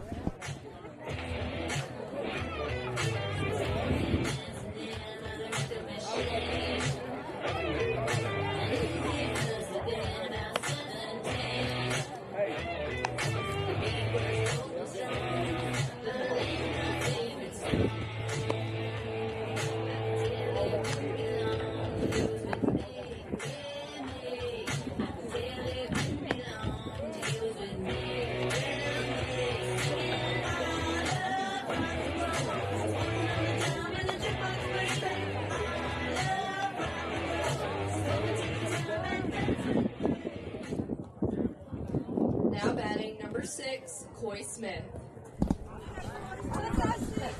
So 7, 8, 9 due up for the Generals here in the top half of the 4th inning. The Mustangs leading 6-1. And Coy Smith, the third baseman, stepping into the box. Here comes the delivery from starting pitcher Aiden Valente as that's flared down the right field side, and it will go foul. There are 6 runs on 3 hits, 1 error by the Mustangs, 1 run on 4 hits, and 2 errors by the Generals, and that is how the Mustangs have a 5-run lead. Yeah, 2 big runs that inning. Made walks pay off as we're very aggressive on the base path. Got a nice sacrifice fly by Elliott Flowers that moved runners up from third and second, and then a pass ball scored the other run. A little looper towards the second base, first base area, and J.C. Gerard steps in front of Easton Harrison to make the play for out number 1. Now batting number 8, Hunter Trussell. Hunter Trussell, the second baseman, he struck out in the second. In the second and third inning, Valente found himself in a lot of trouble and was able to work his way out. It really did. That was very impressive. That first pitch misses down for ball 1. Nice crowd here on senior night. Yeah, a little late arriving.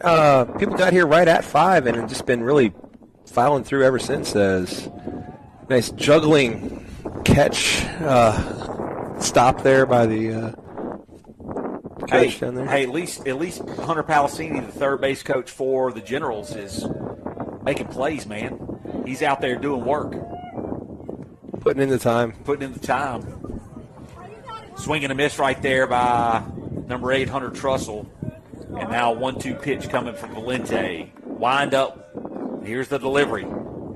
Pitch misses up. Brock Makinson tried to buy a call from the umpire by attempting to throw it down to third base, but he doesn't get the call. Now the count will go even at 2-2. Here's the pitch. It's away from Makinson as he buries that in the left-handed batting box. Makinson loses the race to the ball. Reed Henderson, who's on deck, beat him to the punch.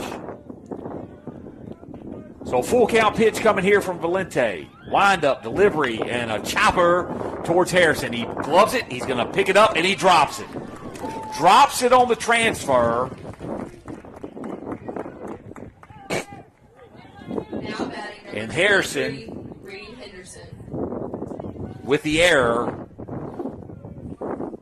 And the Generals now have a base runner with 9-hole hitter Reed Henderson coming up to the plate. So he gloved it cleanly. It took a big hop. He kind of gloved it right there at his chest. And just on the transfer, he dropped it. Yeah. Had plenty of time. Swing and a miss right there by Henderson. He struck out in the second. Yeah, he struck out with runners on second and third. That was a big strikeout to end that inning.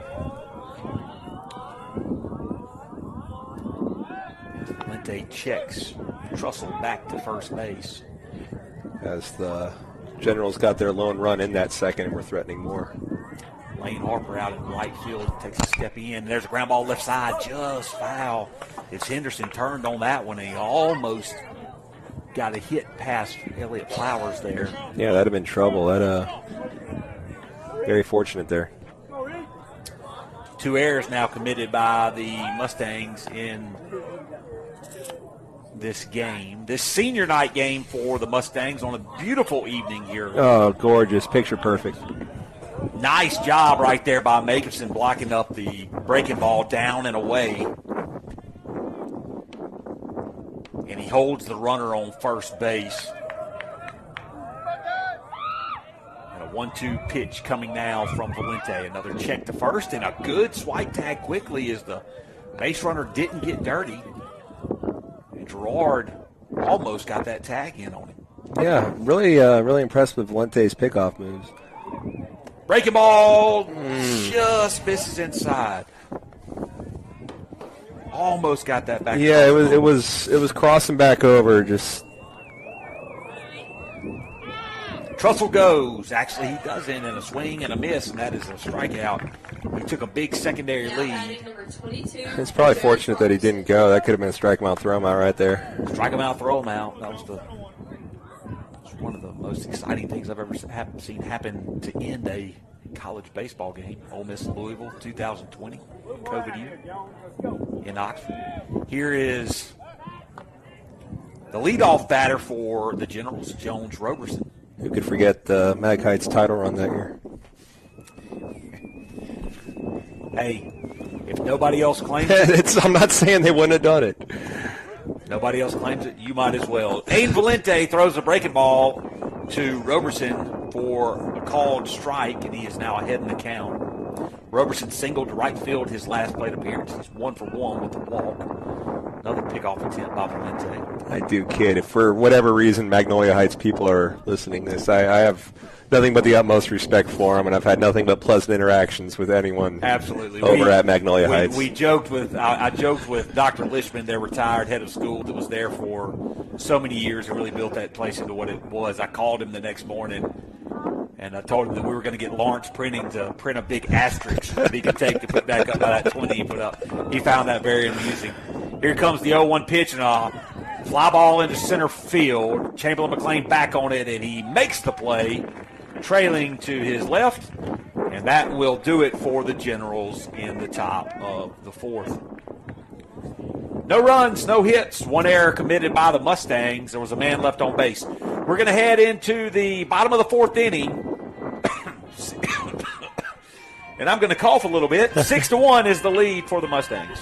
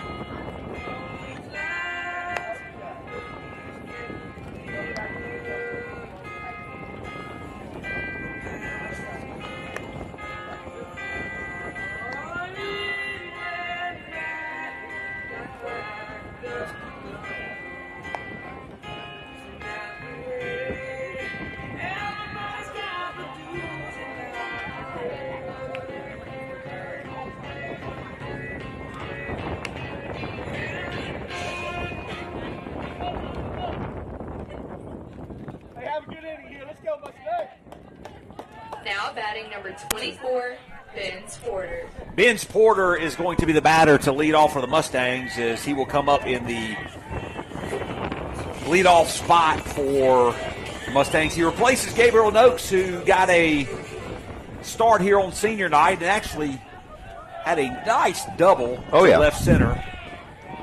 And what he'll always remember on his senior night, Porter sees a first pitch from Turner hit, fastball for strike. For those keeping score, we have 2 seniors with a home run and a senior with a double.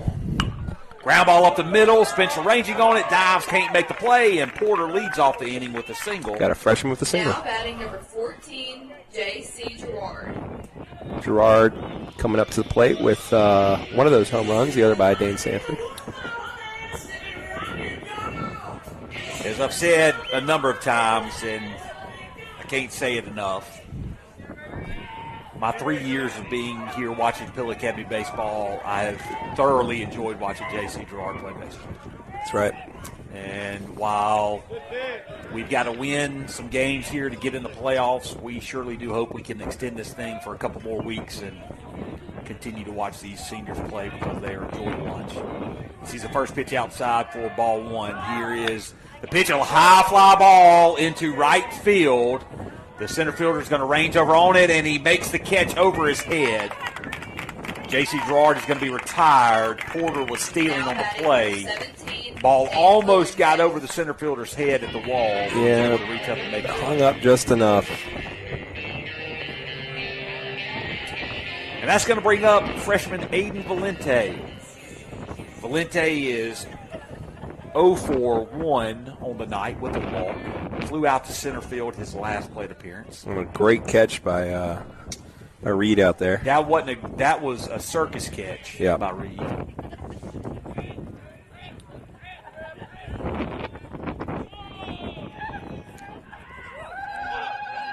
Leaf pitcher for Magnolia Heights. Done a good job since he came in. Not quite as over-the-top delivery as his predecessor, Charlie. Pitch on the outside corner, called strike. 2-1 is your count. Washington is our opponent. Did I say Magnolia Heights? According to them. What'd I say? I said Magnolia Heights. What was the reference? Oh, the relief pitcher for Washington School. I apologize.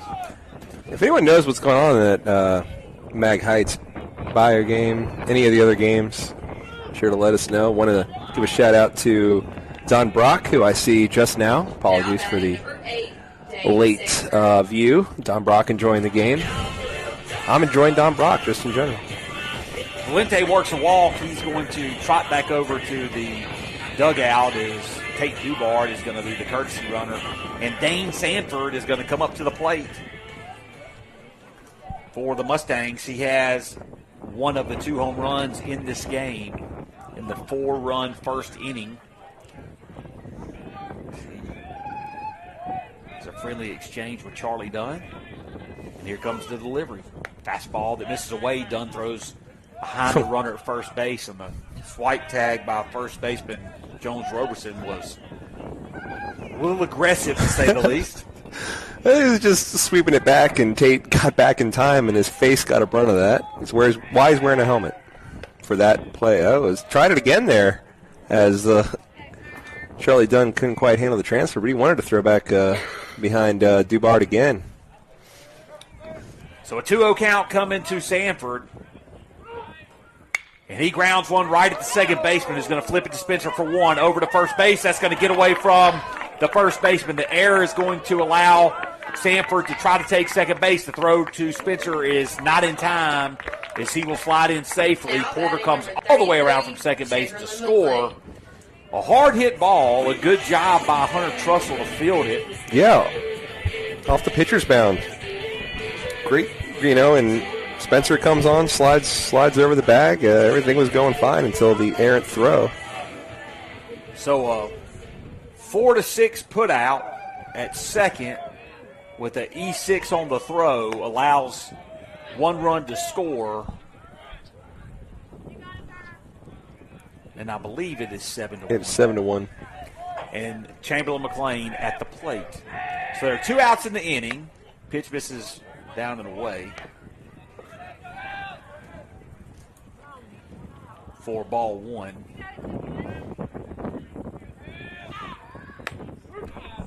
That ball's in there for a strike. So McLean.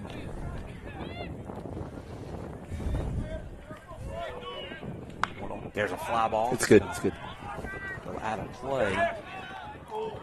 I believe the count is 1-2. 1-2 is the count.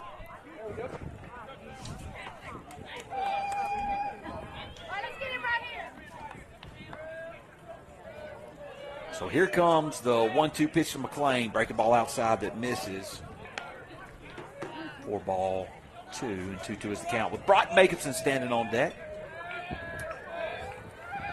Jacobson, the senior that flew out to shortstop his last plate appearance, and Chamberlain McLean works a walk as we had the count wrong. Now batting number 7, Brock McLean, Jacobson. who is Moneyball written all over him.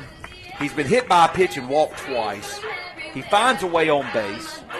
I'm getting to the box, to the stats here in just a minute. Got to be leading in on-base percentage. At least very close. He's a close second behind Dane Sample. There's a line drive into center field, and that ball's going to get down.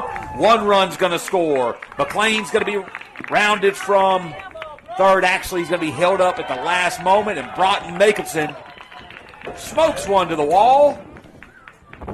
Picks up a big hit here on senior night. 2 homers, 2 doubles by the seniors. See the excitement there from Coach Branch for Brock as he is here in the later half of the season, has been really good defensively and on the mound. His bat has cooled a little bit, but that was a big hit from Jacobson there. And that'll bring up Elliott Flowers with 2 runners in scoring position and 2 outs here in the 4th. One of those runners, Matthew Ryan Smith, the courtesy runner at second for Jacobson, the catcher. Flowers sees the pitch and misses inside. There's a line drive, and the second baseman is going to field it because it can't find a way through. Get a couple more. That'll be it for the Mustangs in the inning. But they do get a couple more. 2 runs on 2 hits that was never committed by the Washington School Generals. There was a man left, 2 men left on base. We're going to head to the top of the 5th when we come back shortly.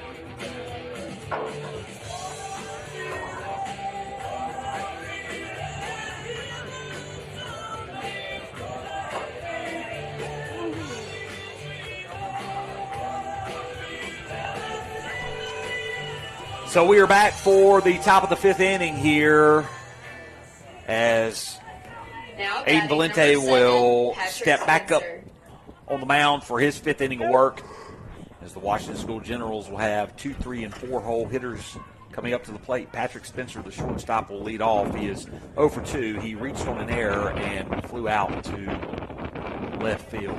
Comes the first pitch by Valente, and it is inside, misses for ball one. You know, pitch clock, we're talking about that. Yep. I'm going to tell you the one problem I have with the pitch clock. What's that?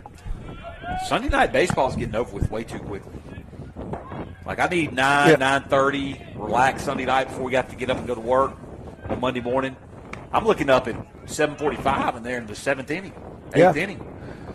But they're losing some concession sales, so they because of these short games. So they extended the sale of some beverages they usually cut off in the seventh inning to the eighth inning, which is actually backwards. You think they should stop that at the sixth inning because the games are quick. But it's all about making money. It's all about making money. Who cares about what people do when they leave? Spencer's ahead 3-0 in the count. Here comes the pitch by Valente, and it is going to be down in the dirt. So a 4-pitch walk to lead off the top of the fifth, and Patrick Spencer will be on base for the first time today. Charlie Dunn.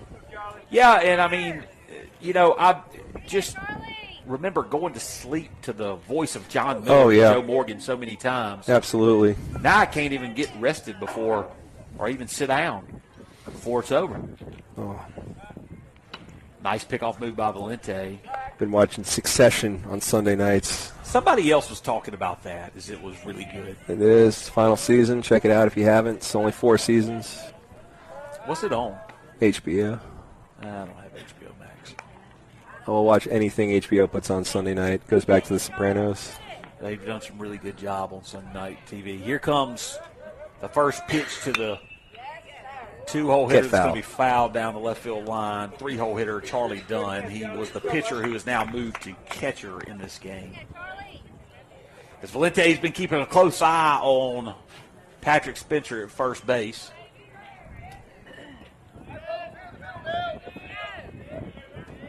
Entourage was a Sunday night, I believe. Was that correct? It was, yeah, and that swing and a miss by Dunn for strike 2.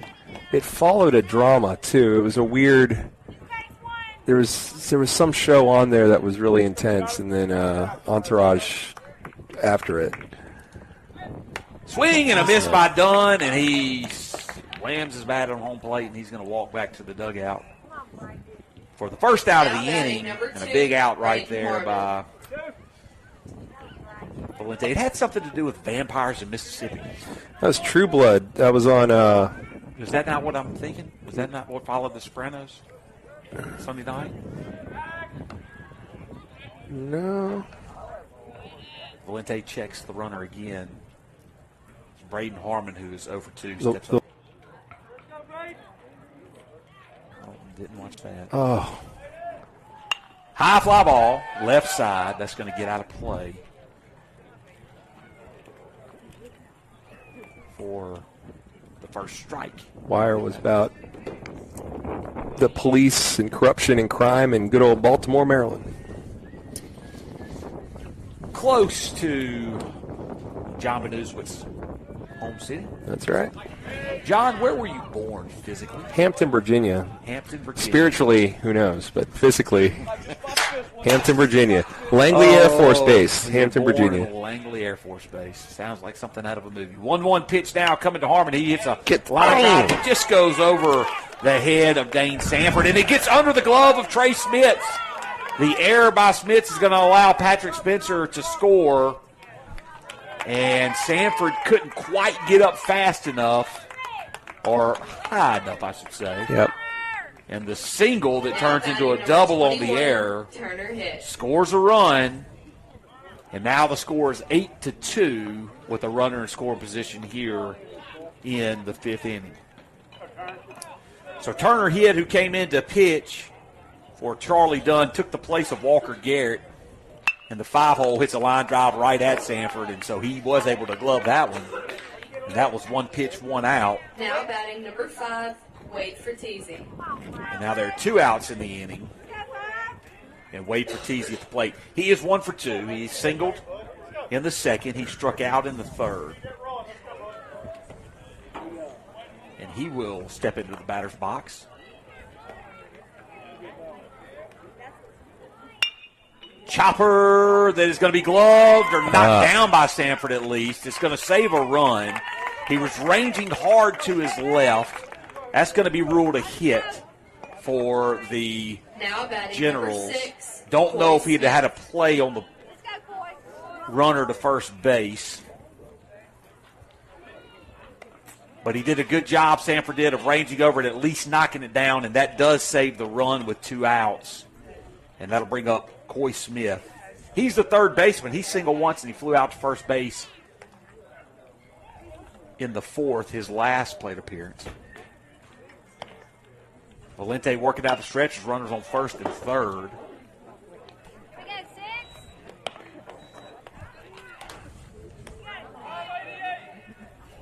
That pitch is fouled away We got 4. for strike 1. 8-2 is your score. Valente's thrown 82 pitches here in this game. Line drive, left field. Smith is going to go back on. He's going to drift back on it, and he is going to catch it as he turns at the last minute and makes the play that saves another run from crossing, and that will do it for the Generals in the top half of the 5th. We have a 6-run game here in Greenwood, Mississippi on the beautiful campus of Pillow Academy. 8-2 is your scores. We head into the bottom of the 5th. We'll be back momentarily.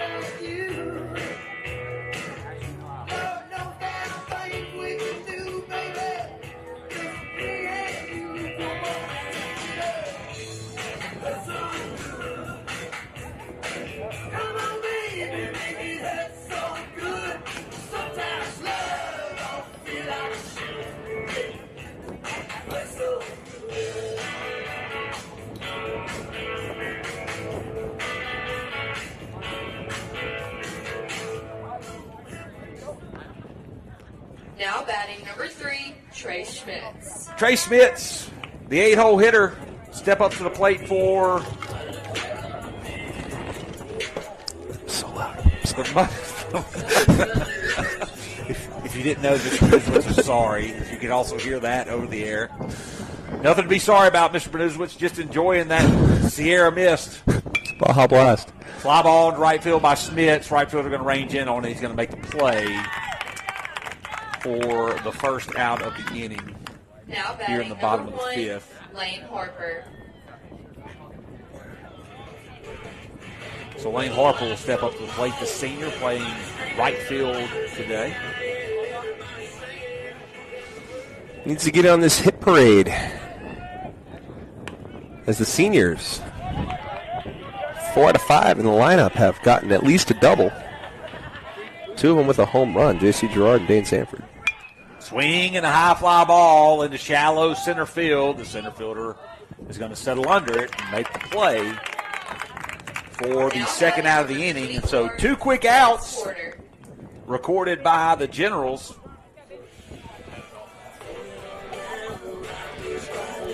And that'll bring up Ben Porter, who entered the game in the 4th inning and quickly singled in the leadoff spot for the Mustangs. He's going to chop one back to the pitcher. The pitcher is going to pick it up, and Hitt's going to throw it over to first in time for the out, and the Mustangs retired quickly. Very quickly. In the 5th.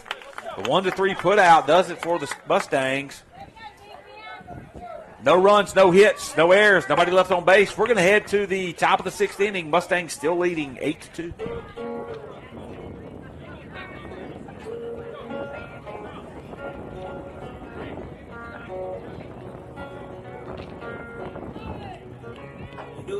Chicken fried, cold beer on a Friday night, a pair of jeans that fit just right, and the radio.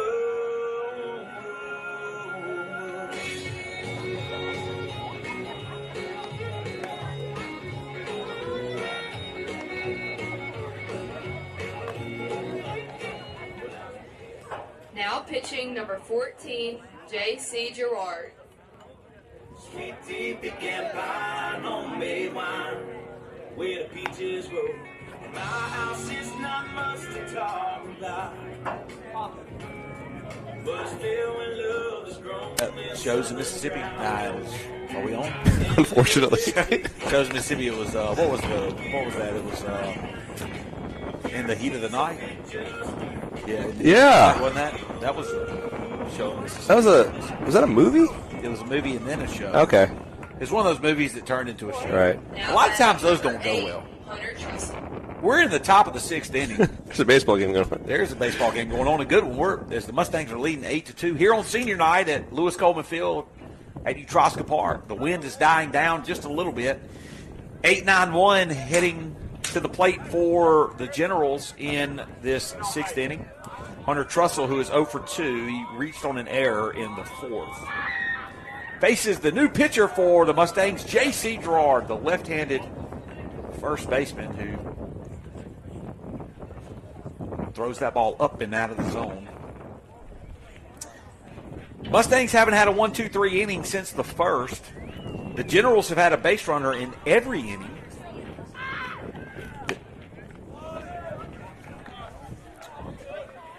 And now they're threatening to have a base runner in this inning as Trussell is ahead in the count 2-0. Pitch right down the middle by Gerard. Perry Smith entered at first base. Aiden Valente moved over to second. As he stares out, Perry Smith's going to have to get back on that ball. That ball's going to get right over his head. Couldn't make the play. And just a little cheap single right there by Trussell and a leadoff man on and another base runner for the Generals. Yeah, that's a couple that have landed in that little Arkansas zone there in fair territory. That's the Arkansas Triangle. Not a lot of shows set in Arkansas either. If you know, you know. No, Ozarks in Missouri. Missouri and Arkansas, it all kind of runs together. First pitch called a strike to Reed Henderson. Wouldn't be surprised to see Henderson try to lay one down here. Good spot for it. Good spot to run, too. I watched the first season of Peaky Blinders. Never got past the first season. Really liked it. Kickoff move by Gerard. I think I've seen the first season like 3 times over the years. But you've never watched it? I never just, yeah. Never progressed? Yeah, I'm like, all right, I'm going to sit down and watch it, and then something else gets in the way. My wife wouldn't let me watch. She didn't want to watch it because she couldn't handle the way they talk. Cockney. Yeah. Runner goes, and Makelson's going to throw it, and they actually got him in a rundown now. Sanford's going to hold the ball. Smith was waiting on the throw from Sanford. I don't understand why the base runner went back to first base. Makelsson was on his knees as he fielded that pitch. The bizarre play. But regardless, there are 2 strikes on the batter and no outs in the 6th. And the 9-hole hitter at the plate. Here comes the delivery, and it's up and over the head of Reed Henderson.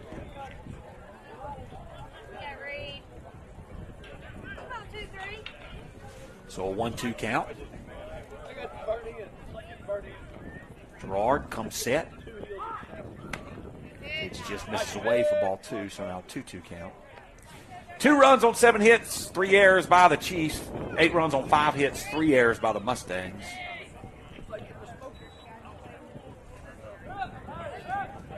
Here comes the 2-2 delivery, swing and a miss, and a strikeout by Gerard. Strikeout of the evening from Reed Henderson. Okay, never mind. One of those pitches was actually called a ball, fooled all of us. Ellie Beck was the first to spot it, and that's now full count. That is now strike 3. Swing and a miss, and a strikeout right there by Gerard, and the 3rd strikeout by Henderson on the afternoon. And that is the first out of the inning, Sarah Francis, and we are back to the top of the order. Jones Roberson and Patrick Spencer due up now for now batting number 22, the Generals. Jones Roberson. Roberson. There's not a T. That's all we know. Nobody's yelling from the Washington School stands. Typically means that you said it correctly over the loudspeaker. Or just general ennui has taken over. Pickoff move by the left-handed pitcher, J.C. Gerard.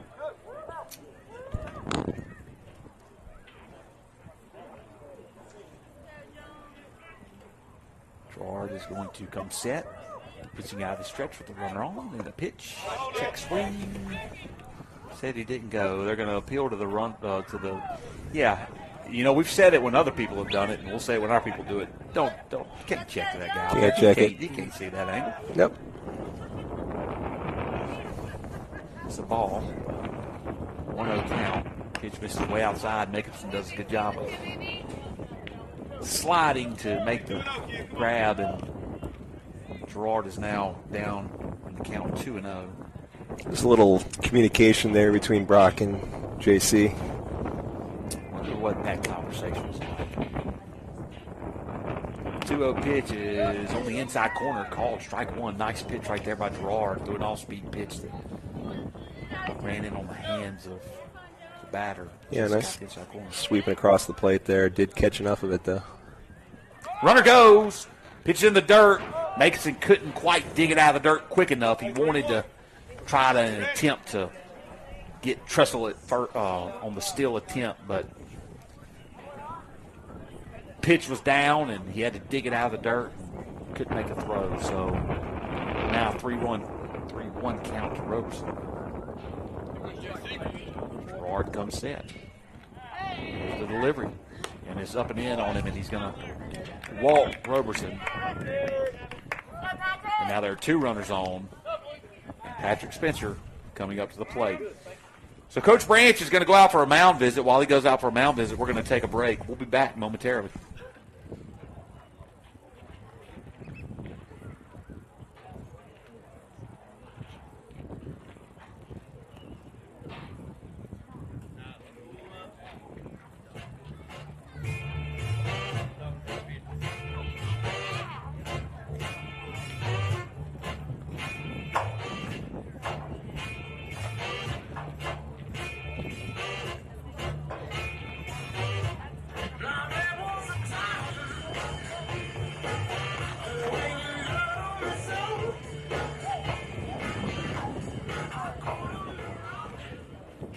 Now batting number 7, Patrick Spencer.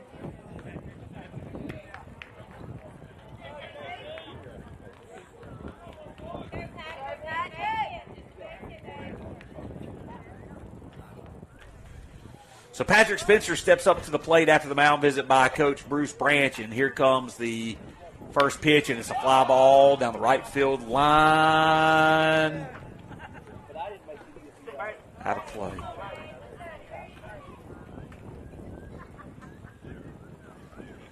So a question from one of our viewers that is only can be answered by Mr. John Benuswitz.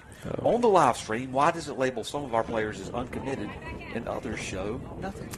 They are responsible. I got their phone numbers to send them all an invite to that, and they fill out their own profiles. So some people are just more on it than others. Great breaking ball by J.C. Gerard for the second strike at the at-bat. As I knew you would have a phenomenal answer for that. Thank you, Mr. Benuswitz, for explaining that to all of our viewing audience. Here comes the 0-2 pitch to Spencer. Outside corner, just misses. It was a little out. To expand on that further, in case you're wondering, that's also why some people have pictures and some people don't. And some people have 4.0 GPAs that don't. And some people are like 8 feet tall and weigh like 300 pounds. It's because they can fill that out themselves. Swing and a miss and a ball down in the dirt, and Brock Jacobson is going to call time. I don't know what Patrick Spencer is doing. He is out. That was the third strike at the at-bat. And Jacobson is in a little bit of pain. We're going to take a quick break.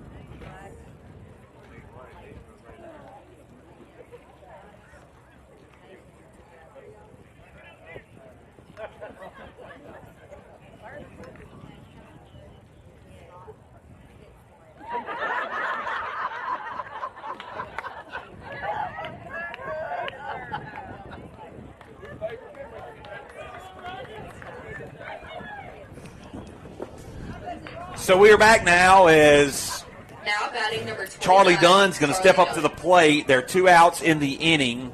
There are runners on first and second. And J.C. Gerard is going to step on the rubber and pitch from the stretch. After regaining his composure. I'm going to move right along with this broadcast and wish Brock Megginson all the best in the future. Here is the swinging high fly ball. Please be out. And the catch is made by Megginson. And that will do it in the inning. So, no runs on 1 hit, no errors, 1 man left on base. We're going to head to the bottom of the 6th. The Mustangs lead 8-2.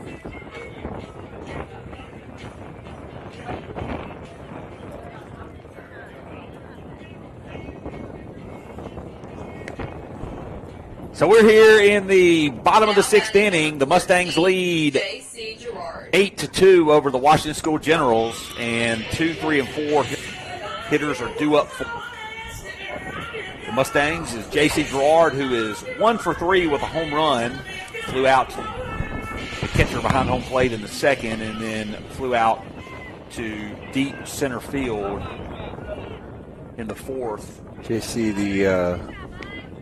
the caring and empathetic teammate he Brock is. Megginson. Yep. Sees another pitch down in the zone. 1-1 is your count. Would like to get some insurance runs here before the top of the 7th. Pitch misses away. His Turner hit has done a pretty good job since he came in relief in the 4th. And there's a hard hit ball to the right center gap. That could be. It could be. It's gone. Gerard with his 2nd home run on senior night. And here comes the siren.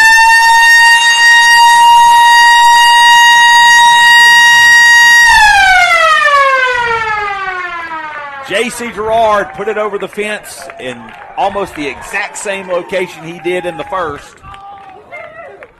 Have yourself a senior night, J.C. Have yourself a senior night indeed. Now batting number 17, Aiden Valente. So that'll bring up Aiden Valente, the sophomore, the freshman. Just about sophomore, though. We are winding down, aren't we? He's reached twice, flew out to center field once. That pitch is on the outside corner for a called strike. 0-1 is now the count. I don't know if anybody down there can hear that siren. We need somebody to confirm that someone can hear the siren, because all it does is blow our ears out. Oh, they confirmed it as we hear from the Diamond Girls.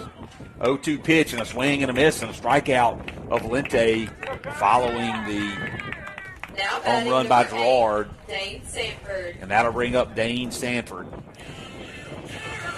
Sanford has reached twice. He has reached once. He hit a home run, and he reached twice. He reached on a walk in an air, and then he hit a home run. So it's been a very productive day at the plate for Sanford. A lot of Mustangs.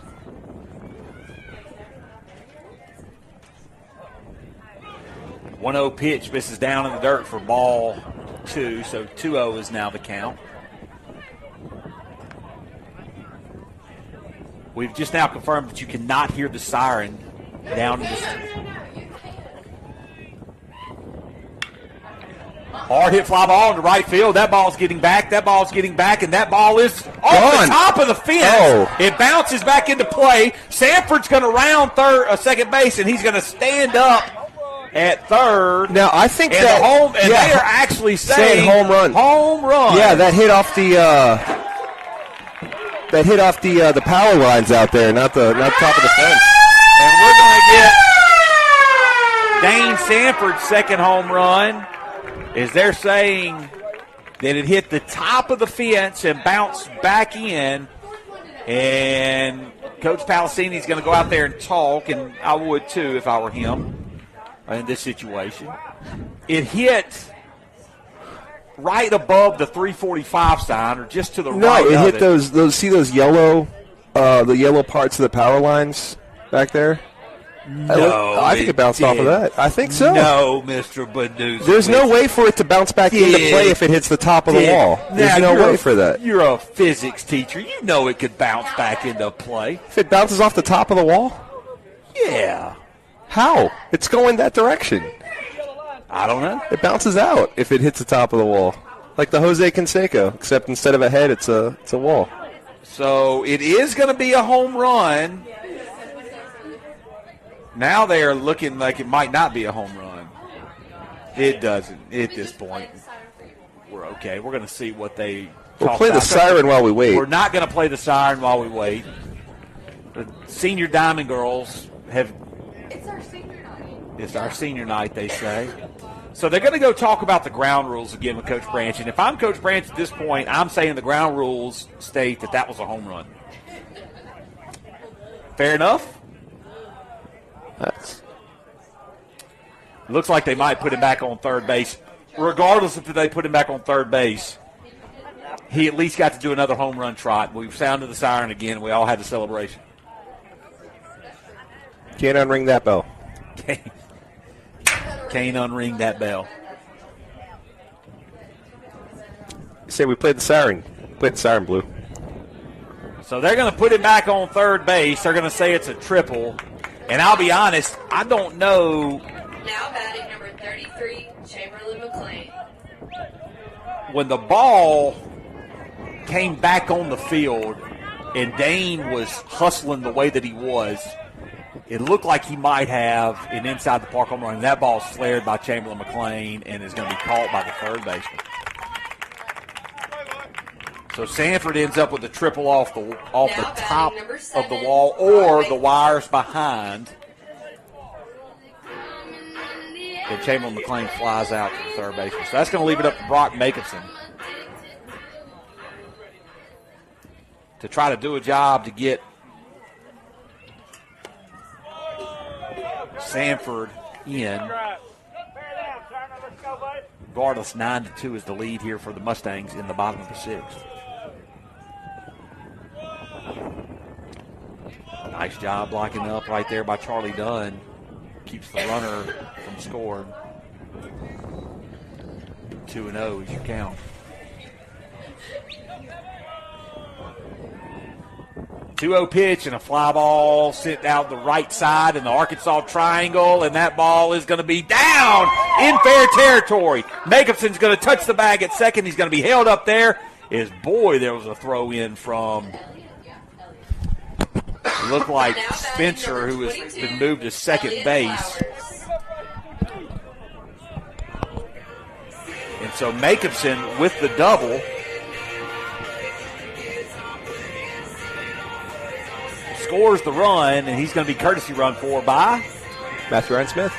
Matthew Ryan Smith. Anthony.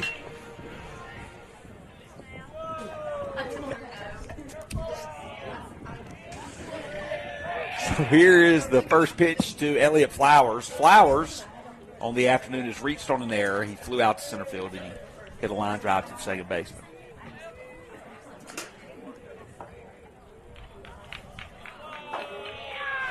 (10-2) is now the score. 10 runs on 7 hits, 3 errors by the Mustangs. 2 runs on 7 hits, 3 errors by the Generals.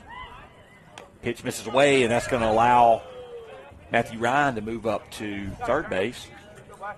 A home run by Flowers would end it. I'd say he's due.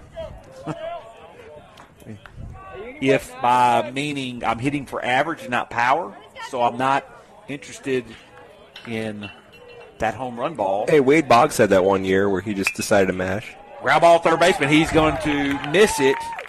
Goes over his glove, and Flowers is going to reach on an error. Now batting number 3, Trey Schmitz. And so now the Mustangs have the winning run standing on first base as the lead has been extended to 11-2 here in the 6th. And Trey Schmitz stepping up to the plate.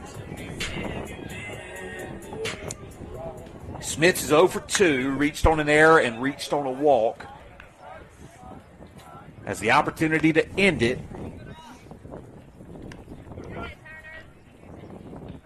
As Turner hit works into his third frame. 1-0 pitch is in the dirt, and Charlie Dunn scoops it and almost goes behind the runner.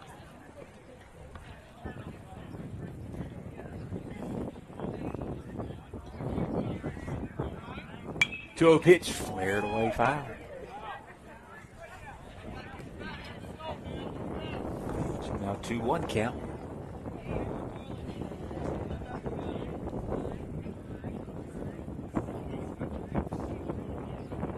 Mustangs trying to improve their record to 5-8 in conference.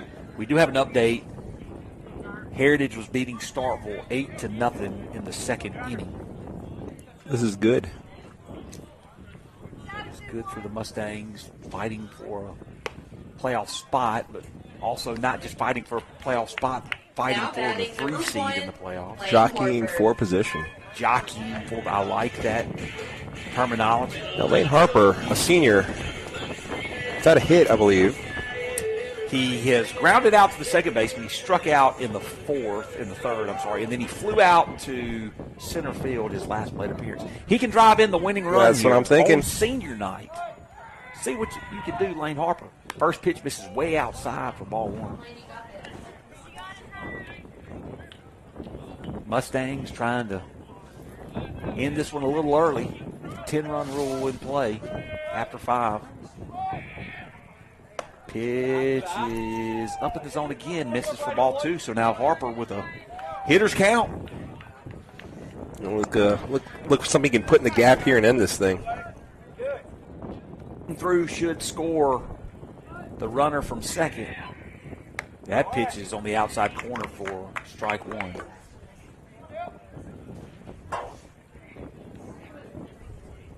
It was a very nice senior night presentation earlier. Yes, it was. Here comes the 2-1 pitch, and it's a line drive into center field. Center fielder backing up on it, and it is going to be gloved as he runs back towards the Lewis Coleman sign. And the Mustangs will head back out on defense for the top of the 7th. But some damage is done as 3 runs were scored on 3 hits. There was an error by the Generals. We're going to head into the top of the 7th. Mustangs lead 11-2.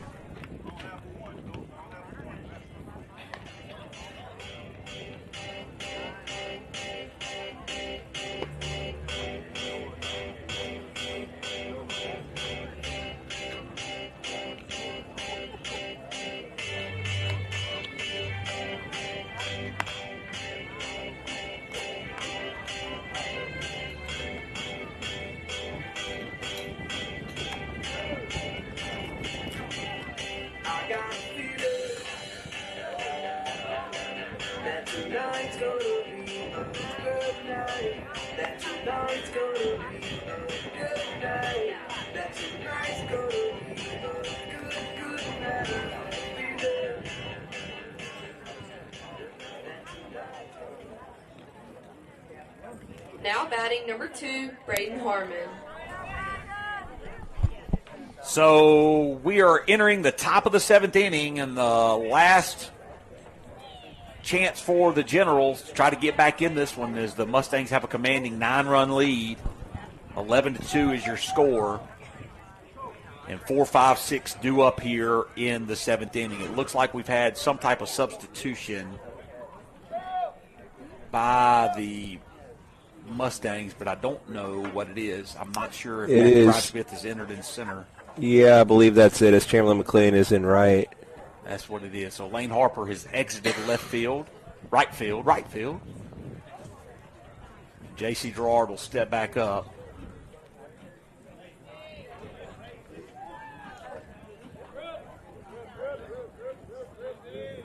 And here comes first pitch to Harmon. It's a swing and a miss for strike one.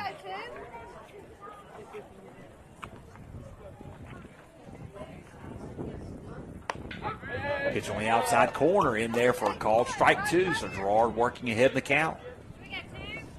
Here early to Braden Harmon, who's 1 for 3. Breaking ball misses up in the zone. He singled in the 5th right over Dane Sanford, a leaping Dane Sanford. Yep. Actually scored the second run of the game for the Generals. Why would I keep doing that, Mr. Mosewitz?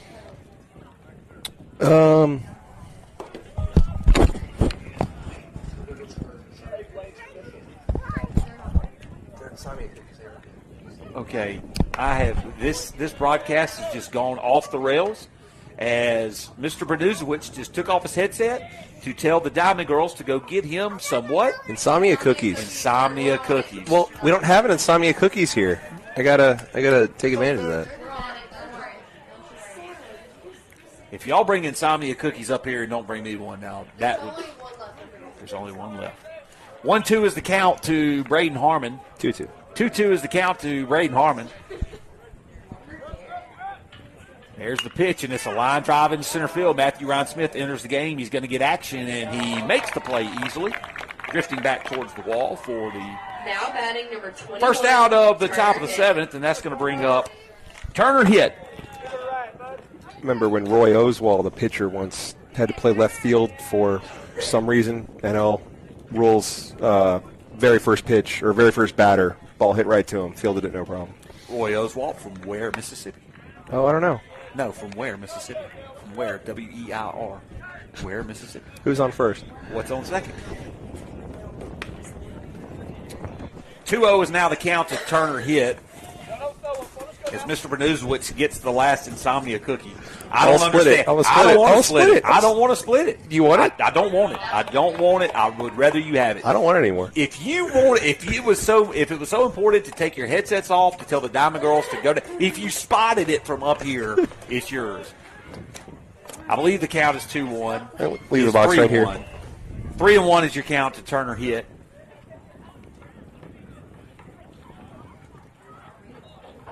And here's the pitch from Gerard. Breaking ball that misses up, and so that is a one-out walk. Turner walk.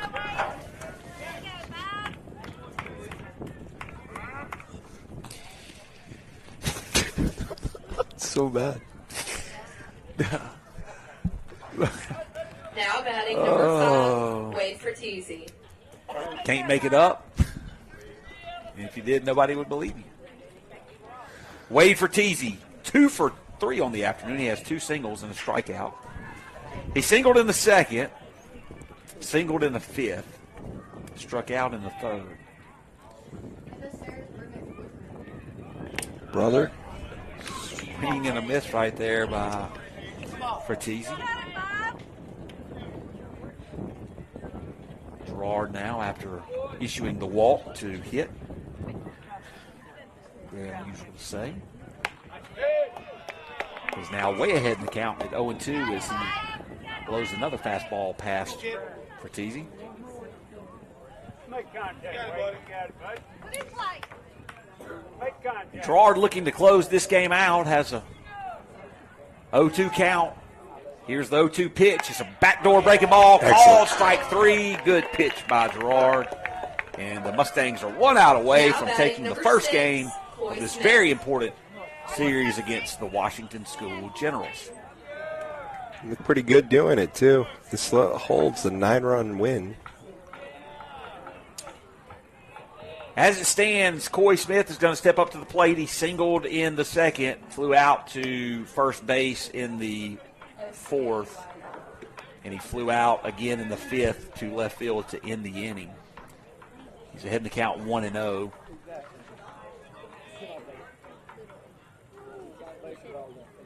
Pitch is swung through there on a breaking ball down in the dirt for strike one. 1-1 is now your count. He's been very effective in relief, as he has been in the relief role all year. Swing and a ground ball, foul, third base. And then no attempt made there. You know, for every rep you don't do, you know, there's someone out there doing them. They're outworking you, you know. You gotta, if you want to be the best, you gotta put in the work, and he's just not getting it done. Got to put in the work, shuffle your feet, get your hand out there, make that play. 2 count. 2-strike pitch hits the batter. Did it hit the batter? He did hit the batter. They're going to say that it ran in on Smith, and so that's going to be a hit batter. And the second free base issued by Gerard in the inning. And that'll bring up Hunter Trussell. He's 1 for 3, reached on an error, struck out, and singled. His single came in the 6th inning to lead off the 6th inning, right over Perry Smith's head at first base. So 2 runners are on here with 2 outs in the top of the 7th. Mustangs trying to close out this conference game against the Generals as somebody calls time. I think the bat was still in play, retrieved by the on-deck hitter. Gerard comes set. There's the pitch. Runs up and in on Trussell. Big ball 1.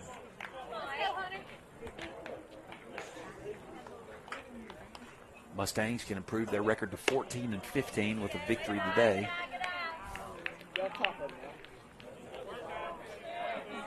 5-8 overall in conference play if the lead holds. Chance to get to 7-8 and the possible 3 seed in the playoffs. And that hits him. That hits Trussell. So after the strikeout by Fratese, now batting number 23. the bases are now loaded, and the top of the order is due to come back up after Reed Henderson bats. Coach Branch is going to go out and talk to Gerard, try to calm him down and say, hey, man. Stop hitting people.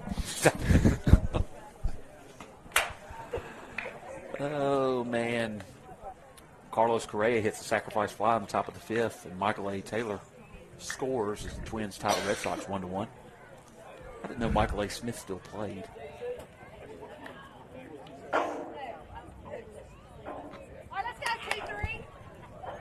Michael A. Taylor. Michael A. Taylor. Yeah. He was a national for a while, right? Michael A. Taylor. You're right. I misread that. Carlos Carrera was about 3 different teams this offseason before getting back up on the Twins. First pitch right in to Reed Henderson is right over the outside corner, swing and a miss. Henderson has struck out 3 times today. Love to get a strikeout here. Pitch down the dirt, blocked up nicely by Makerson.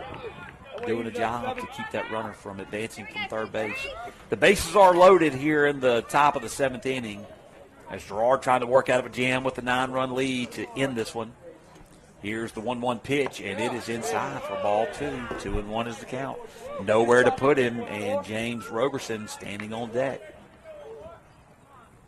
Gerard working fast. Here's the pitch, and it's a line drive that's going to get down. It's fair. It's going to score 1. It will score 2. Here comes the throw-in from Trey Smits. Nice throw-in from Trey Smits to hold the runner from first from scoring. And 2-run score, and the score is now 11-4. On the hit by Reed Henderson. Now batting and number so 22, the 3 free James base Robertson. runners have come into play here, and the score is now 11-4.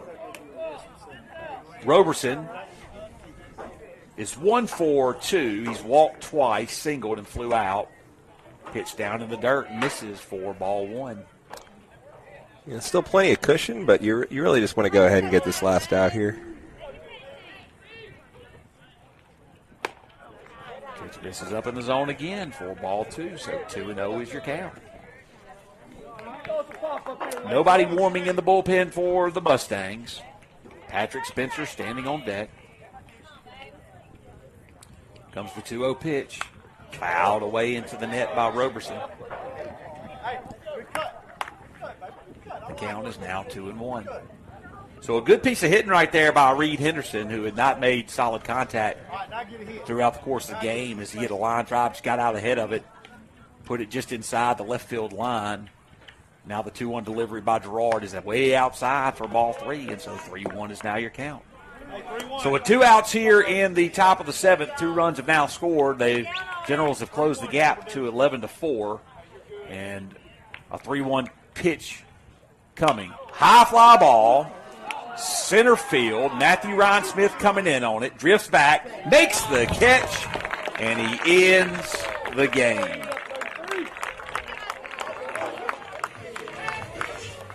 Well, good quality win for the Mustangs. Good quality win for the Mustangs, 11-4 over the Generals. Seniors led the way on senior night.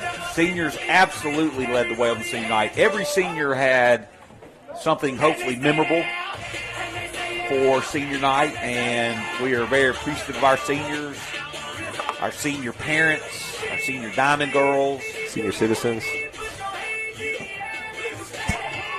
Mr. Benuzowitz, senior Diamond girls. As always, you are,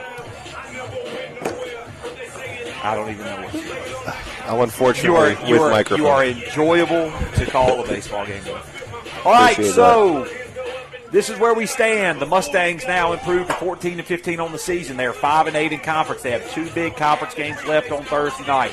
If you can't be at Washington School on Thursday to help cheer on the Mustangs, please tune into the broadcast. We appreciate the Booster Club for what they do to allow us to broadcast these games. We appreciate all those that listen. Great win on senior night. Mr. Benuzowitz, anything else? It's a great day to be a Mustang. It is a fantastically great day to be a Mustang. We'll see you Thursday night.